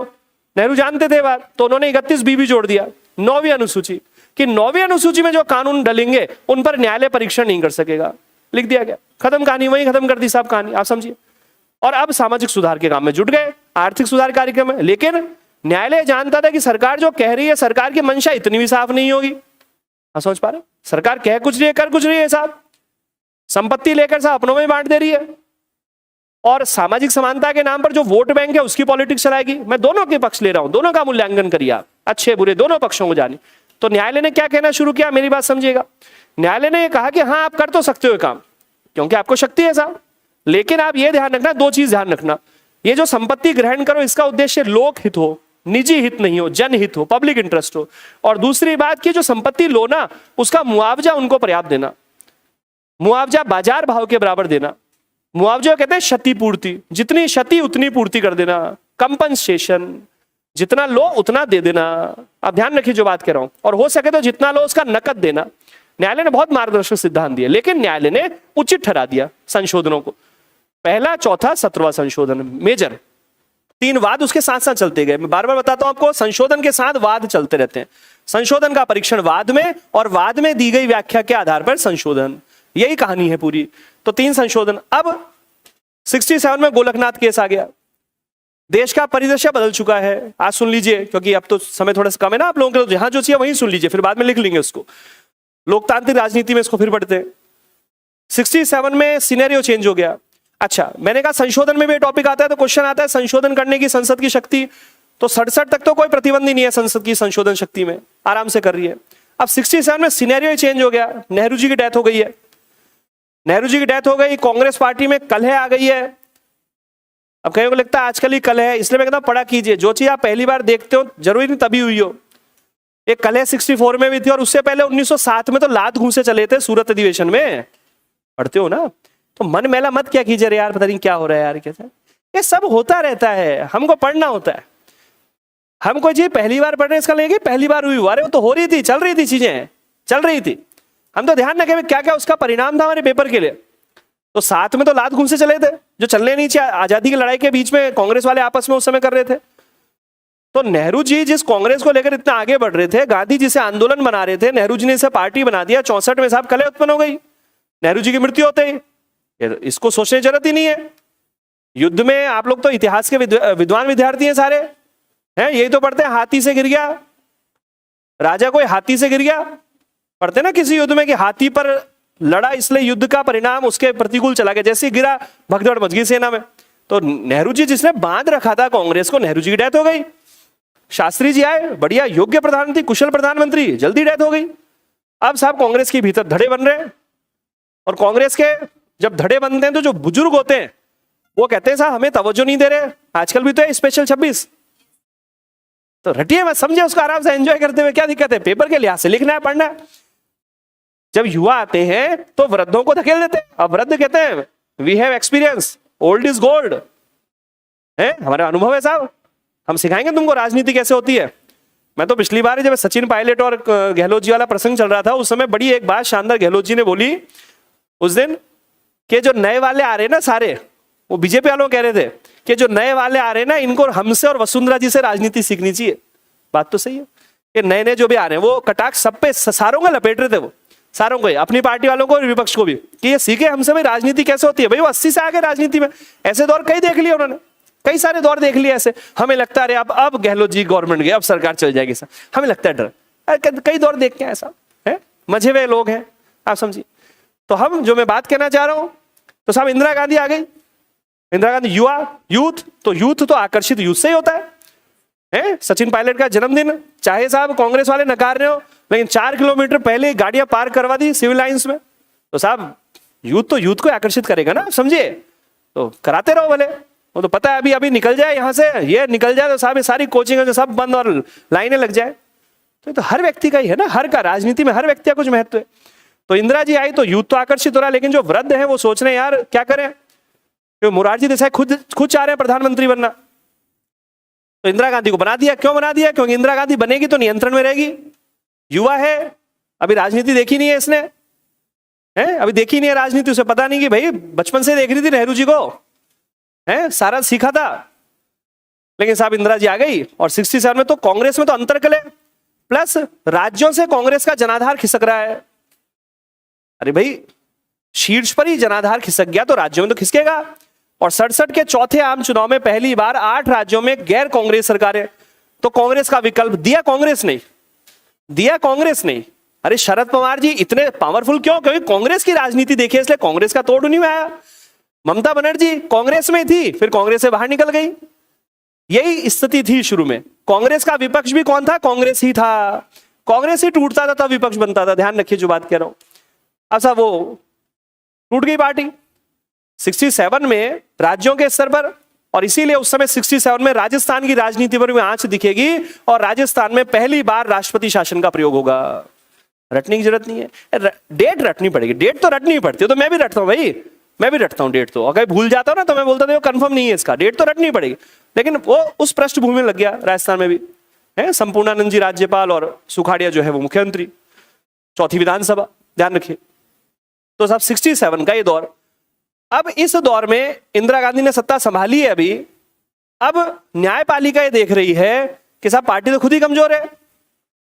न्यायपालिका हमेशा सामाजिक क्रांति की वाहक होती है। न्यायपालिका ने देखा कि यार पिछले 15 साल से इन्होंने संशोधन जो भी किए उसे वास्तव में कुछ भला हुआ या कम हुआ, तो क्या करो। 67 में जो गोलकनाथ केस आया, गोलकनाथ केस में न्यायालय ने स्पष्ट रूप से बैन कर दिया संसद की संशोधन शक्ति पर। न्यायालय ने तर्क दिया कि संविधान में संशोधन करने की शक्ति यानी संविधायी शक्ति, दो शब्द हैं विधायी और संविधायी, इसको समझिएगा। मैंने संशोधन में भी ये बात करी थी, लेकिन ध्यान तो होगा नहीं, शायद बहुत कम लोगों को होगा क्योंकि पढ़ते बहुत ज्यादा है ना आप लोग, क्या करें। तो एक शब्द तो है विधायी और एक है संविधायी।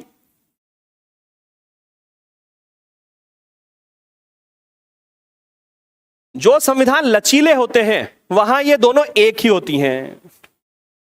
आराम सीखते आइए। जो संविधान लचीले होते हैं वहां दोनों एक ही होती हैं, जहां कठोर होते हैं वहां ये अलग होती है और ये अलग होती है। एक क्वेश्चन दो, वहां लचीले और कठोर का मिश्रण, जहां ये दोनों शक्तियां एक ही होती हैं। विधायी यानी कानून बनाने की शक्ति, संविधायी यानी संशोधन करने की शक्ति। इंग्लिश में बोलते हैं लेजिस्लेटिव और कॉन्स्टिट्यूशनल, तो कॉन्स्टिट्यूएंट बोल देते हैं उसको, कॉन्स्टिट्यूएंट शक्ति। संशोधन करने की शक्ति और कानून बनाने की शक्ति, जहां एक ही तरीके से काम ली जाए वो संविधान लचीले होते हैं, जहां अलग अलग तरीके से काम ली जाए कठोर होते हैं। तो संसद की विधायी शक्ति मिलती है 245 और 246 में, कुछ हद तक 248 में और कुछ 254 में। ये टॉपिक पढ़ाऊंगा संघवाद वाले टॉपिक में, ये भी सुन ले। रोजो बताता हूं ना ये चीज वहां पढ़ेंगे, संघवाद में पढ़ेंगे। संसद की विधायी शक्ति कहां मिलती है? 245, 246, 248, 254 में। ध्यान रखिएगा। ये समवर्ती सूची, ये अवशिष्ट विषय। 245 संसद को कानून बनाने की शक्ति है, 246 7वीं अनुसूची संघ राज्य और समवर्ती सूची। क्लियर हो रही है स्थिति? ये 4 आर्टिकल किसके हैं? संसद के कानून बनाने के, लेजिस्लेटिव, बार बार बोल रहा हूं। ये कहां मिलती है? 368 में। रटने की जरूरत है क्या लचीला और कठोर? तो भारत का संविधान किसका मिश्रण है? लचीला और कठोर का। भारत में लचीली भी और कठोर भी है, कानून बनाने की शक्ति भी है और संशोधन की शक्ति भी है। ध्यान रखिए। पढ़ा फंडामेंटल राइट डायरेक्टिव प्रिंसिपल का रिलेशन करा रहा हूं, एक क्वेश्चन वहां से भी उठा लिया हमने इसका। क्लियर हो रही है इससे? जैसे अब तो आती आ रही ना चीजें, तो क्लियर होती जाएंगी सारी। अब धीरे धीरे क्लियर होंगी सारी। शुरुआत दिन से 5 दिन बाद ज्यादा होती है, 10 दिन बाद ज्यादा। जब संपूर्ण कोर्स होगा तो सारी चीजें आप कनेक्ट कर पाएंगे। ये तो शुरू दिन में कहता हूं, और मुझसे ज्यादा अच्छे कनेक्ट कर पाएंगे इसको, है ना। आपकी क्षमताएं ज्यादा है याद करने की, मैं ऐसा मानता हूं। ठीक है, तो फिर से बोल रहा हूं। 67 गोलकनाथ केस। गोलकनाथ केस में न्यायालय ने क्या कहा कि आपको संविधायी शक्ति नहीं मिली है, आपको केवल विधायी शक्ति है। मेरी बात ध्यान दीजिए। आपको संशोधन की शक्ति नहीं है। क्यों नहीं है? क्योंकि 368 में कहीं लिखा ही नहीं है संसद को संविधान में संशोधन करने की शक्ति है। वहां तो बताई गई है प्रक्रिया क्या है, और जिस प्रक्रिया का आप अनुसरण करके मूल अधिकार छीन रहे हो, आप इसका अनुसरण कर रहे हो। और अनुच्छेद 13 में क्या लिखा गया है? किसी भी विधि से मूल अधिकार छीने नहीं जा सकेंगे। तो आप विधि बना बना के मूल अधिकार छीनते हो, इतना गलत काम करते हो। जवाब ही नहीं सरकार के पास। सरकार का कब जवाब नहीं होगा? जब सरकार के खुद के पांव डगमगाए थे। अरे सरकार के तो पांव भी डगमगा रखे। कई कहते हैं सर न्यायिक सक्रियता क्यों आ गई? तो मैंने कहा सरकार कुछ कर ही नहीं पा रही इसलिए आ गई न्यायिक सक्रियता। अरे न्यायिक सक्रियता आई तब जब सरकारें नहीं कर पाई। सरकार के जो काम थे सरकारों ने उनसे चोरी करी, उदासीनता करी, इसलिए न्यायालय को आना पड़ा। सरकारें बढ़िया काम करें, न्यायालय अपने क्षेत्र में रहेगी, सीधी सी बात है। अरे लोकतंत्र की, संविधान की रक्षा का दायित्व तो संभालना पड़ेगा ना किसी को, तो न्यायालय तो उसका प्रमुख दायित्व संभालते हैं। तो न्यायालय ने क्या कहा कि आप साहब संशोधन नहीं कर रहे हो, आप कानून बना रहे हो, आपको गलतफहमी हो गई, संशोधन कर रहे हो, क्योंकि संशोधन की शक्ति तो है ही नहीं आपके पास। आपका तो प्रक्रिया है और प्रक्रिया का अनुसरण करके इधर ही लौटते हो, आप जाते हो उधर, आते इधर ही हो। तो आप क्या कर रहे हो? विधि बनाकर मूल अधिकार छीनते हो, और विधि बनाकर मूल अधिकार नहीं छीन सकते, अनुच्छेद 13 में लिखा है। तो इसलिए ऐसा करो कि आज तक तो आपने जो करा ठीक है, हम डांटेंगे नहीं आपको, अब आगे से मत करना। 67 लैंडमार्क विभाजक, 67 गोलकनाथ विभाजक हो गया, किसका? भारतीय राजनीति का। 67 का वर्ष भारतीय राजनीति का संक्रमणकालीन वर्ष का प्रारंभ हो गया। भाई कोई नाम दे दे, याद रहना चाहिए भाई, कैसे नाम दे दे पेपर सेटर, हम तैयार है। 67 गोलकनाथ, बार बार कह रहा हूं। कांग्रेस चौथे आम चुनाव, राज्यों से कांग्रेस खिसक रही है, कांग्रेस पार्टी में अंतरकलह आ रही है, ठीक है। अब इंदिरा गांधी बन गई प्रधानमंत्री, चल रहा है काम। 69 में राष्ट्रपति डॉक्टर जाकिर हुसैन की डेथ हो गई, और जाकिर हुसैन साहब की डेथ होते ही, चूंकि राष्ट्रपति की डेथ हो गई, तो जो उपराष्ट्रपति है कार्यवाहक राष्ट्रपति बन जाएंगे। लेकिन राष्ट्रपति इलेक्शन की घोषणा भी तो करनी पड़ेगी, ध्यान रखिए जो बात कह रहा हूं। अब राष्ट्रपति इलेक्शन की घोषणा हो गई। अब कांग्रेस में वो जो धड़ा था वृद्ध वाला, वो चाहता है नीलम संजीव रेड्डी बन जाए। मेरी बात समझिए, चूंकि वृद्ध चाहता है ये बने, इसलिए इंदिरा गांधी चाहेगी वो ना बने। आप समझिए ना भाई, घर में मतभेद चलते हैं, चाहे कोई सही सोच रहा, हम कहे तूने सोच लिया अब मैं ये नहीं करूंगा। इंदिरा गांधी का सब नीलम संजीव रेड्डी को नहीं, हम तो वीवी गिरी को बनाएंगे। वीवी गिरी उपराष्ट्रपति, कार्यवाहक राष्ट्रपति का पद संभाल रहे हैं। इंदिरा गांधी ने क्या कहा? आप त्यागपत्र दे दीजिए। जरूरत नहीं थी त्यागपत्र देने की, क्योंकि उपराष्ट्रपति के पद पर रहता हुआ व्यक्ति राष्ट्रपति का चुनाव लड़ सकता है। संविधान में राष्ट्रपति, उपराष्ट्रपति, राज्यपाल, संघ के मंत्री, राज्य के मंत्री, 5 पदों को लाभ के पद के दायरे से बाहर रखा गया है। राष्ट्रपति, उपराष्ट्रपति, राज्यपाल, संघ के मंत्री, राज्य के मंत्री, रटने की जरूरत ही नहीं है, लाभ के पद के दायरे से बाहर है, चुनाव लड़ सकते थे। लेकिन इंदिरा गांधी ने कहा कि इस पद पर रहते चुनाव लड़ोगे तो वोट मांगने नहीं जा पाओगे, राष्ट्रपति को वोट मांगने जाना पड़ रहा है। समझ पा रहे हैं? कल है, समझ पा रहे हैं संक्रमण कितना मुश्किल दौर है। राष्ट्रपति के जो कैंडिडेट है वीवी गिरी, इनको वोट मांगने जाना पड़ेगा। कहां? सांसदों के पास और विधायकों के पास, क्योंकि पीछे से इंदिरा गांधी लड़ रही है चुनाव।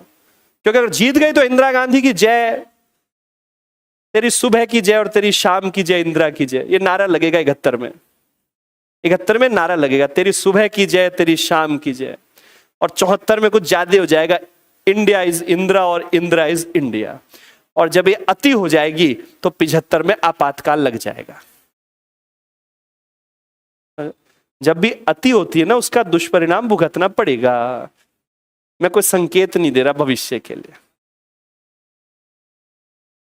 सोच पा रहे जो बात कह रहा हूं। मैं किसी पार्टी का समर्थक और विरोधी नहीं हूं, मैं तो संवैधानिक व्यक्ति हूं साहब, संविधान का विद्यार्थी हूं साहब, समझे? तो तात्पर्य क्या है? मैं तो वो जो हुआ ना राजनीति में वो बता रहा हूं। इतिहास का अध्ययन इसलिए तो करते हैं कि अतीत में जो गलतियां हुई उनसे सबक लें। मतलब किसी को चढ़ा चढ़ा के आपने क्या बना दिया भगवान, तो फिर भगवान अपना रौद्र रूप भी दिखाता है, उसके लिए तैयार रहना चाहिए, है ना? ऐसा हो चुका है, ऐसा हो चुका है। मैं केवल ये कहता था कि इतिहास हमें शिक्षा देता है कि जो हो चुका वो भविष्य में फिर होगा। इसलिए मनुष्य के कार्यों और व्यवहारों के अतीत का अध्ययन करके सबक ले लेना कि भविष्य में भी ऐसा होगा, ठीक है? इसलिए आरएस बन जाओ चुपचाप से, तैयारी यानी कर कुरा के, ठीक है? भविष्य का समय बहुत ही शानदार आ रहा है, बहुत बढ़िया, आशावादी है, तो इसलिए बन जाओ, प्रशासक बन जाओ, नौकरी ले लो। मेरा बार बार कहना है आपसे, है? फिर से समझिए, ये मार्ग विभाजक हो गया। अब साहब वीवी गिरी ने त्यागपत्र दे दिया, एम हिदायतुल्लाह आ गए। वो राष्ट्रपति में बताऊंगा एक त्यागपत्र कैसे दिया, किसको दिया, क्योंकि कई बार मैंने सुना है कुछ लोग ऐसे बकवास करते रहे कि टेबल के इधर थे वीवी गिरी और टेबल पे रखा और इधर आके ले लिया।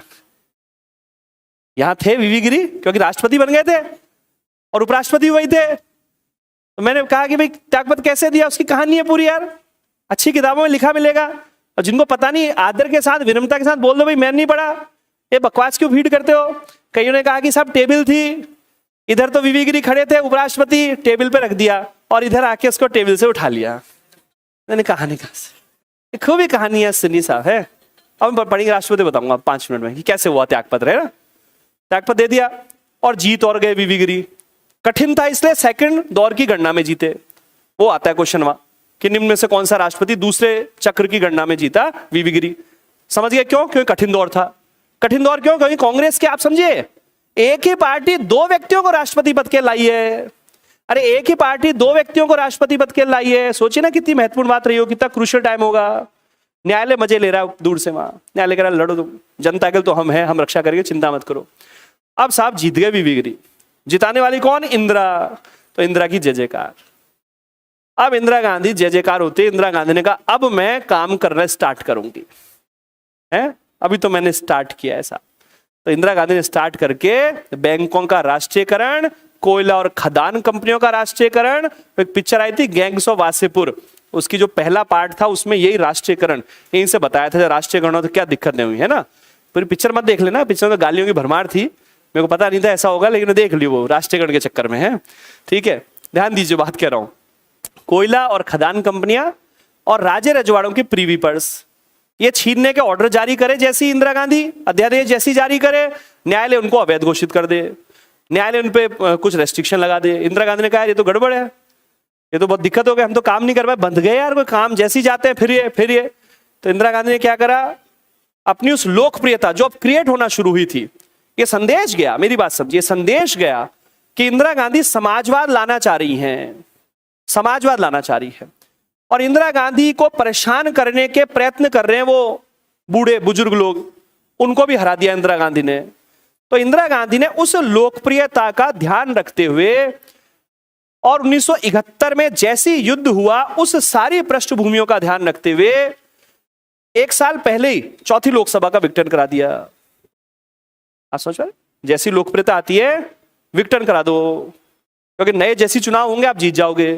1 साल पहले और इलेक्शन हो गए 71 में, और इंदिरा गांधी जनता के बीच में चली गई और बोली ये कहते हैं इंदिरा हटाओ, मैं कहती हूं गरीबी हटाओ। समझ गए? मोदी जी कहते हैं राहुल गांधी के लिए कि राहुल गांधी कहते हैं मैं इनसे नजरें नहीं मिला सकता। अब समझिए कैसे बात पलट दी उन्होंने, राहुल गांधी की बात का कैसे उत्तर दिया। राहुल गांधी ने कहा मोदी जी मुझसे नजरें नहीं मिला सकते, उन्होंने कहा मोदी जी ने हाँ क्योंकि ये नामदार है, मैं तो कामदार हूं।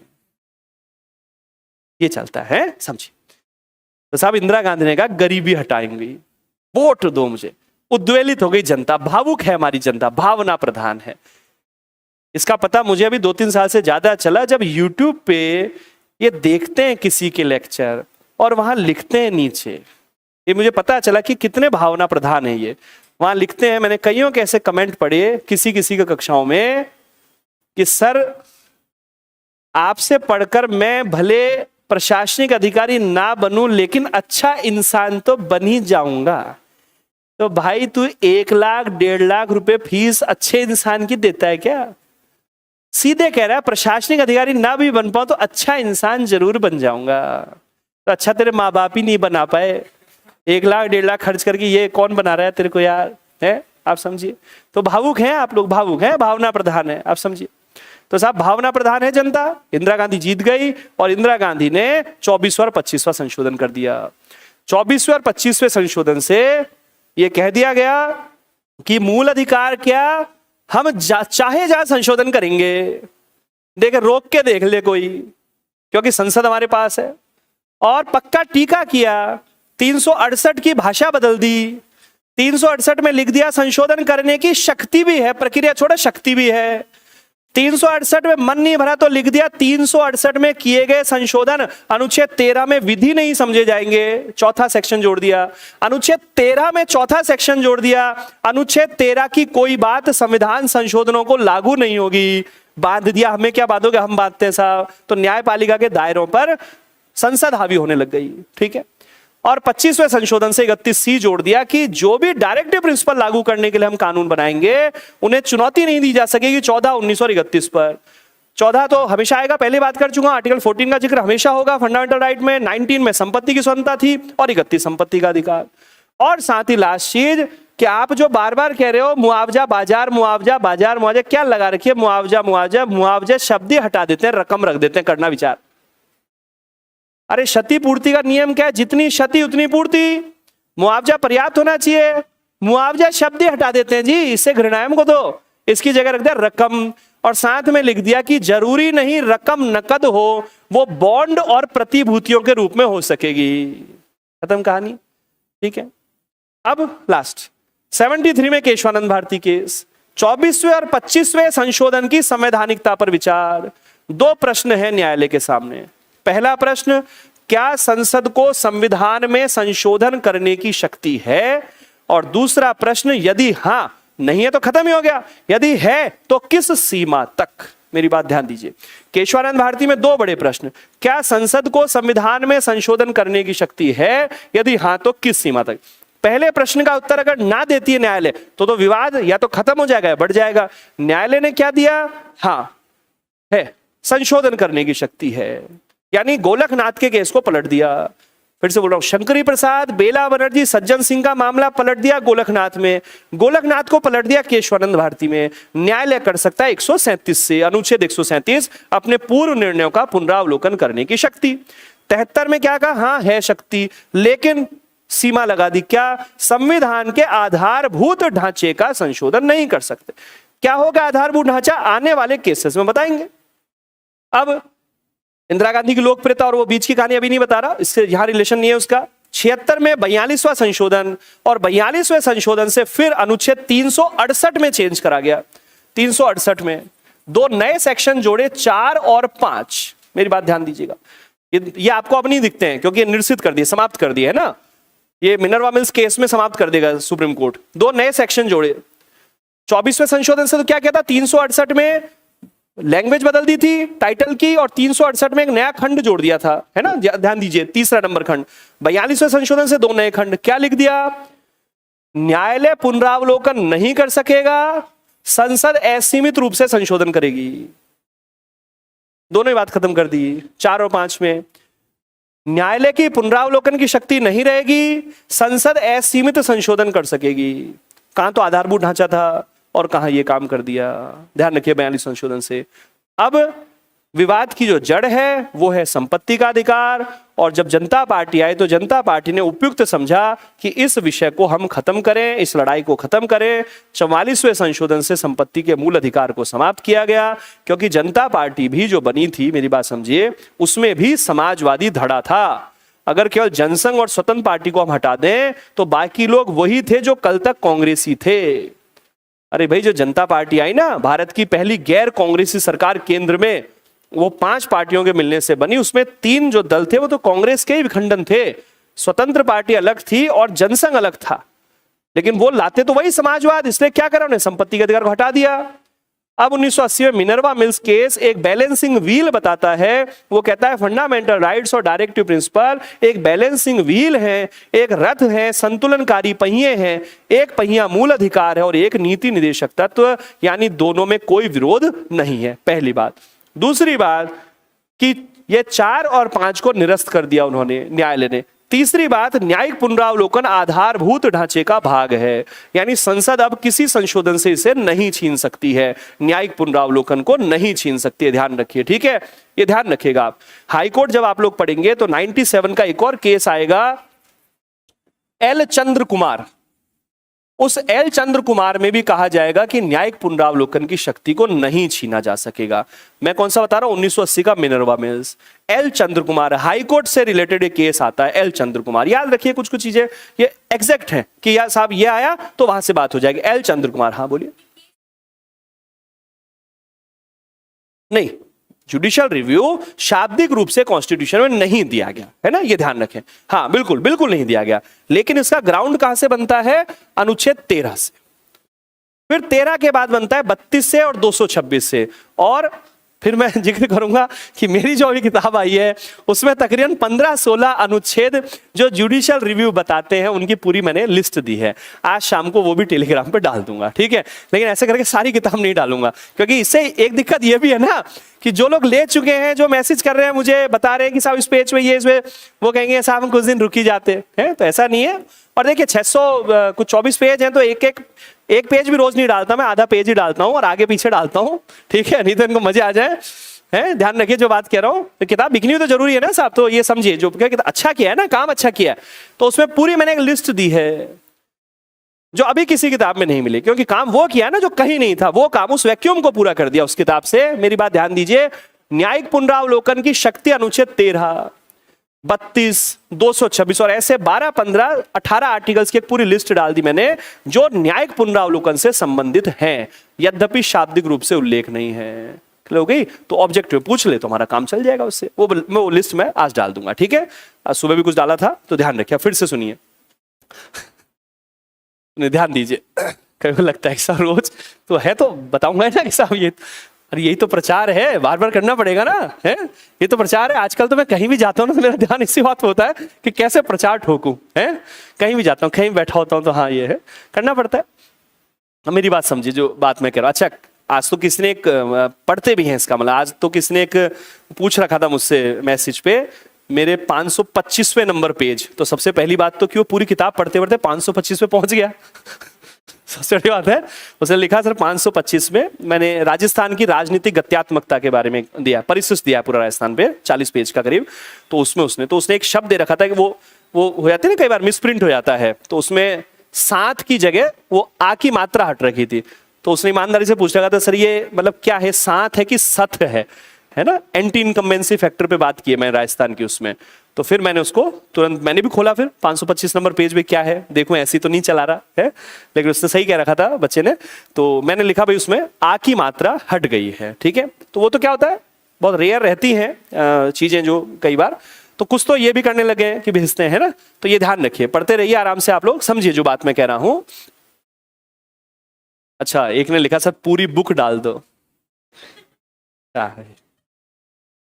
क्या कहूं, कुछ है, ध्यान रखिए जो बात, पूरी बुक डालने के बाद भी किताब तो खरीदने में ही पढ़ा जाएगी ना, 600 सवा 600 पेज कौन उससे पढ़ सकता है पीडीएफ से, ठीक है। आप ध्यान दीजिए जो बात मैं कह रहा हूं, खैर समझिए जो लाइन मैं कह रहा हूं, ध्यान दीजिएगा बार बार कि 1980 में जो मिनर्वा मिल्स केस है, उस मिनर्वा मिल्स केस में मूल अधिकार और निदेशक तत्वों का संतुलन स्थापित किया गया है। संतुलन, मूल अधिकार को प्राथमिकता मिलेगी, डायरेक्टिव प्रिंसिपल को कब मिलेगी, जब 39B और C लागू किए जाएंगे, मतलब सरकार ये कहेगी जब कि हम सब समाजवाद लागू कर रहे हैं और अपने प्रयास दिखाएगी, तब तो मूल अधिकार में कटौती की जा सकेगी। सकेगी शब्द याद रखिए, इसमें सकती नहीं, की जा सकेगी हमेशा। लेकिन जब अन्य बातें हो तो कौन प्रभावी होगा, मूल अधिकार। यानी ये जो लड़ाई है मूल अधिकार और डायरेक्टिव प्रिंसिपल की, इसका पलड़ा किसके पक्ष में झुका, मूल अधिकार के। लेकिन हम ये नहीं लिखेंगे कभी भी, हम कहेंगे संतुलन स्थापित हुआ। लास्ट चीज, 1981 में केस आया, रंजना द्विवेदी बनाम भारत संघ, फिर वामन राव का केस, उसमें न्यायालय ने भी ये कहना शुरू किया है कि जो डायरेक्टिव प्रिंसिपल हैं वो केवल व्यवस्थापिका कार्यपालिका पर ही नहीं बल्कि न्यायपालिका पर भी बाध्यकारी हैं। याद कीजिए, परसों जब मैंने डायरेक्टिव प्रिंसिपल शुरू किया था, अनुच्छेद 37 में लिखा था वाद योग्य नहीं है, और मैंने क्या कहा था, 1980 के बाद ये विभाजन रेखा घट गई है।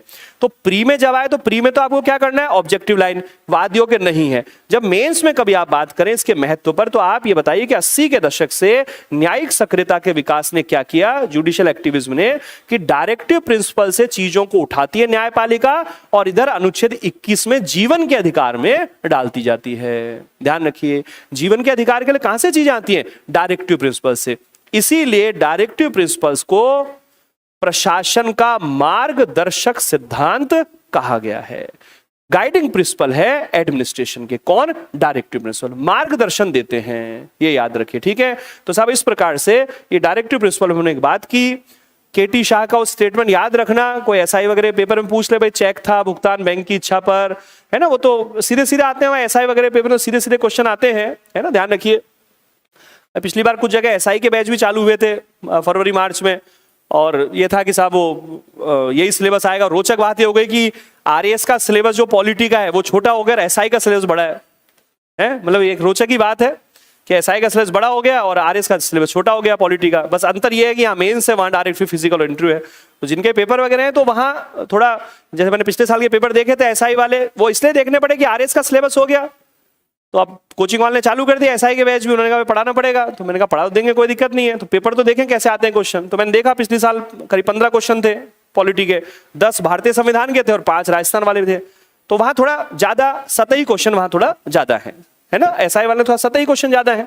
जैसे मैंने कहा भाई निदेशक तत्व से पूछ लिया यही चीज, केटी शाह वाला, या नजीरुद्दीन अहमद का, संविधान सभा के सदस्य थे, नसीरुद्दीन अहमद बोल देते हैं कई बार, नजीरुद्दीन अहमद, उन्होंने कहा कि साहब ये नए साल के प्रस्तावों की भांति हैं जो साल के पहले दिन टूट जाते हैं। आप 31 दिसंबर को रिजोल्यूशन लेते हो ना, 31 दिसंबर को, वैसे तो ये शहरी टोटके हैं सारे, अपने गांव वाले नहीं करते हैं। गांव वाले कहते तो क्या 31 दिसंबर, क्या 1 जनवरी, ये ज्यादा थोड़ा अपने जो शहर वाले हैं ना, जिसमें मैं भी शामिल हूं, ये ज्यादा इनके टोटके हैं। राजस्थान विश्वविद्यालय के वहां बड़ी बड़ी पोस्टर लगा देते हैं, दारू से नहीं दूध से करें नव वर्ष की शुरुआत। और यूनिवर्सिटी के कुछ नेता टाइप जो स्टूडेंट हैं वो बड़े बड़े लाकर और आने जाने वाले सबको बादाम का और उसका दूध पिलाते रहते हैं 31 दिसंबर को, जो भी उधर से गुजरता है। ठंड होती है ना तो पीते जाते हैं लोग, साहब ठीक है फ्री में मिल रहा है चलो। तो रिजोल्यूशन लेते हैं 31 दिसंबर को कि मैं कल से सुबह 4 बजे उठूंगा, मैं कल से सबको अच्छी नजर से देखूंगा। ये 2 रिजोल्यूशन तो लेते हैं ये, ठीक है। अब वो बात और है कि साहब पहले दिन 4:30-5 बजे, क्योंकि रात को 2 बजे सोए थे 31 दिसंबर को, 4 बजे कहाँ उठते पहली बार।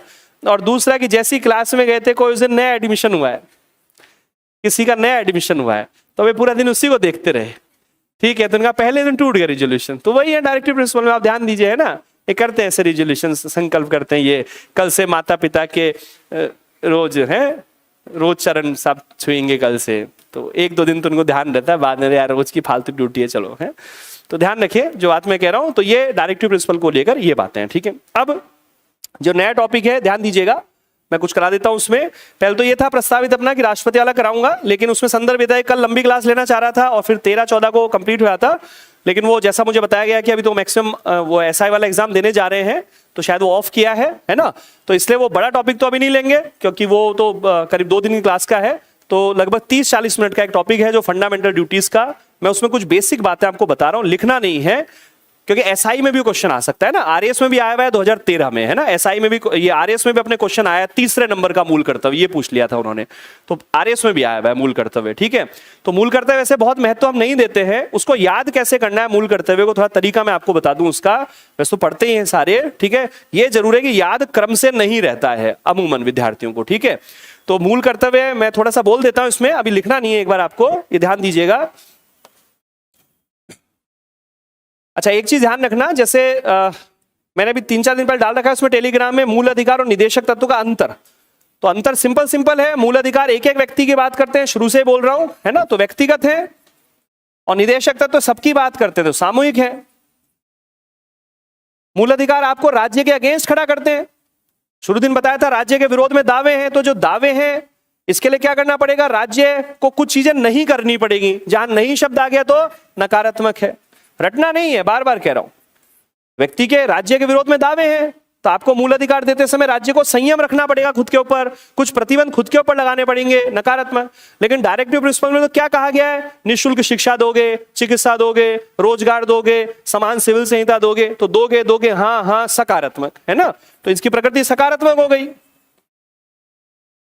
मूल अधिकार वाद योग्य, ये पढ़ ही रहे हैं। डायरेक्टिव प्रिंसिपल गैरवाद योग्य, तो ये वाद योग्य हो गए, ये गैरवाद योग्य हो गए।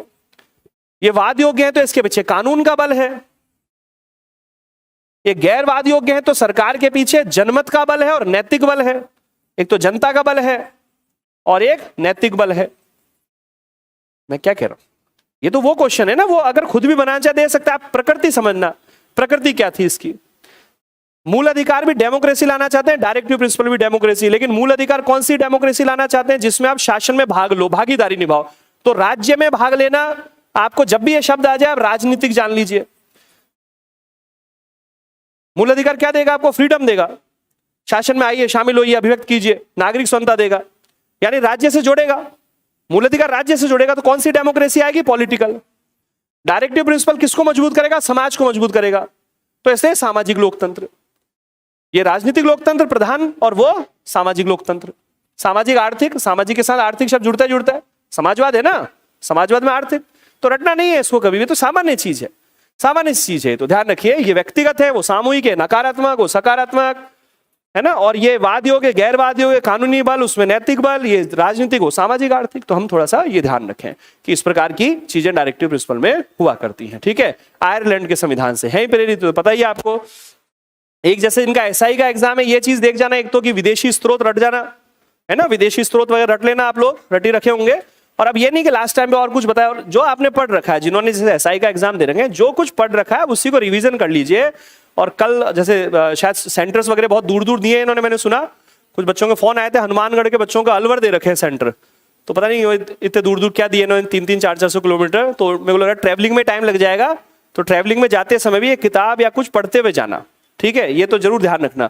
लेकिन अब तक जितना पढ़ लिया आपके वही काम आएगा, ये ज्यादा वहां दिखाने के लिए एग्जाम हॉल तक मत लेके जाना, कहीं लेके जाते हैं ना, वैसे तो होता तो यही है कि वहां जाने तक भी पढ़ लो, लेकिन माइंड को बिल्कुल फ्रेश रखिए कि हाँ ठीक है, मैंने जो याद करा है ये मेरे को याद है, और अच्छे से वहां चूंकि नेगेटिव मार्किंग वगैरह भी है, और Rajasthan history art and culture आपका सॉलिड है, बल्कि 1.5-2 दिन जो भी बच रहा है इसमें पेपर्स की प्रैक्टिस ज्यादा कर लीजिए, पेपर्स की प्रैक्टिस। भाई मेरी बात समझिए, एक पेपर जैसे 100 क्वेश्चन का मुझे लगता है 1 घंटे में आपका हो जाता होगा, अब तो हो ही जाता होगा, परसों पेपर है, कोई अभी 4 घंटे लगाते हो घर पे जब करते हो ना, 100 क्वेश्चन का पेपर 1 घंटे में हो जाता है, तो मान लीजिए 20 घंटे अभी और आप पढ़ लें परसों तक में 20 घंटे, तो कम से कम 20 पेपर तो निकाल ही लोगे।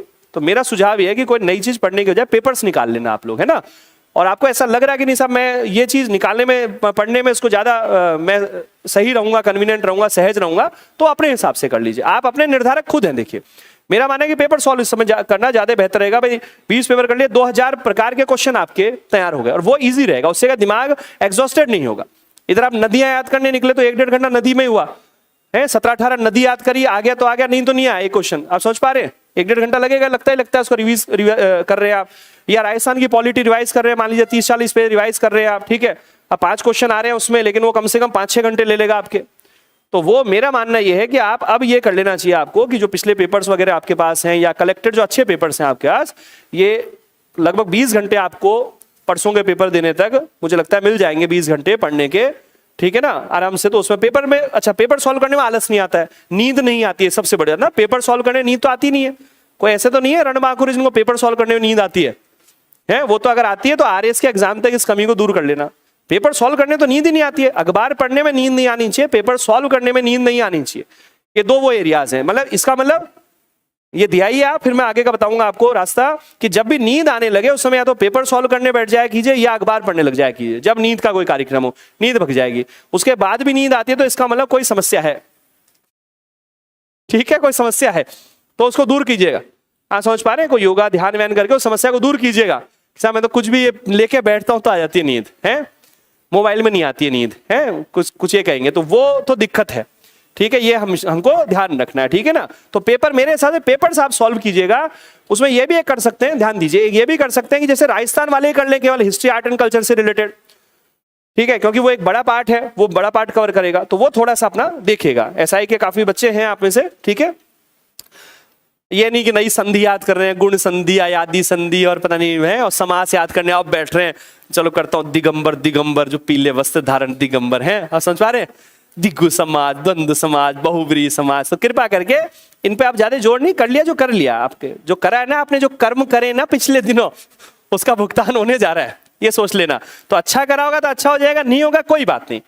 और एग्जाम देने के बाद एक आग्रह और है आपसे, जब एग्जाम दें उसके बाद जो भी अपने आग्रह है मेरा, बाकी करेंगे तो अपने हिसाब से आप, मेरा आग्रह हमेशा ही रहता है कुछ आधारभूत चीजों पे यदि करेंगे तो डेफिनेटली सफलता मिलेगी। जब पेपर दे दें आप, चाहे 13, 14, 15 किसी भी दिन है, पेपर देने के बाद बहुत सारे यूट्यूब चैनल भी और सारे क्वेश्चन आंसर सारा देंगे। मेरा आग्रह यह है कि यदि हमने आरएएस का भर रखा है एग्जाम, तो अभी आप कट ऑफ वगैरह का मिलान मत कीजिएगा, ये बिल्कुल ध्यान मत दीजिएगा इस बात पे कि आपका कट ऑफ कितना जाएगा, क्योंकि रिजल्ट आप ये मानिए भाई आरएएस के एग्जाम के बाद ही आना है, तो अगर मान लीजिए अच्छा आ रहा होगा तो इसका नेगेटिव इफेक्ट पड़ जाएगा, और खराब आ रहा होगा तो भी उसका नेगेटिव इफेक्ट पड़ेगा। अच्छा आ रहा होगा ना तो आप हो सकता है हल्के में ले लेंगे तैयारी कि कोई दिक्कत नहीं, तो बिल्कुल चेक मत कीजिएगा, पेपर देने के बाद बिल्कुल घर आके उसको चेक मत कीजिएगा।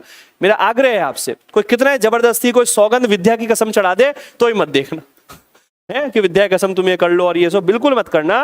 पेपर 26-27 को देने के बाद फिर 28-29 तारीख को आरएएस का भी मिलाना और ये भी मिलाना। आरएएस का मिलाना इसलिए जरूरी है क्योंकि मेंस दोगे, नहीं तो मैं उसका मना कर देता। आरएएस का इसलिए मिलाना जरूरी है अक्टूबर में क्योंकि मेंस दोगे भैया अगर आ रहा होगा कट ऑफ, तो तब तक ये अपना एसआई का पेपर देके और साइड में रख के अपने आरएएस की पढ़ाई में लग जाना, ठीक है। इस बिल्कुल निर्लिप्त भाव से तैयारी कीजिए, निर्लिप्त। कमल का फूल जो होता है ना वो कीचड़ में होता है, कीचड़ नहीं चढ़ता है उस पर, तो उसको बोलता है निर्लिप्त। तो पेपर दिया, एक पेपर आया, हम तैयारी कर रहे थे, बीच में एक डेट आ गई, पेपर दिया, साइड में रख दीजिए उसको, फिर आरएएस की तैयारी में जुट जाइए, ठीक है। यदि पहले रिजल्ट आ गया पता चल ही जाएगा पास हो रहे हैं फेल हो रहे हैं। यदि पहले रिजल्ट नहीं आया, 26-27 अक्टूबर को पेपर हुआ आरएएस का, उसके अगले दिन जो है वो आरएएस का जब पेपर की कट ऑफ निकालेंगे हम लोग, तब उस समय ये भी देखिए, ठीक है।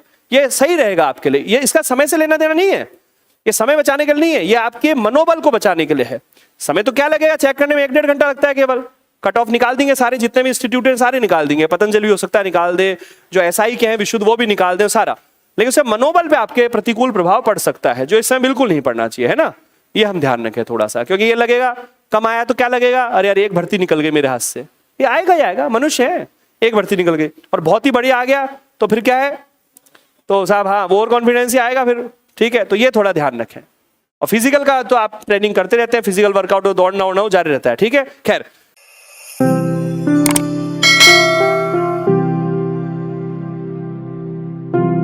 अधिक जानकारी के लिए संपर्क करें पतंजलि रिद्धि सिद्धि चौराहा के पास, गोपालपुरा बाईपास जयपुर। कॉल करें 72406 72406।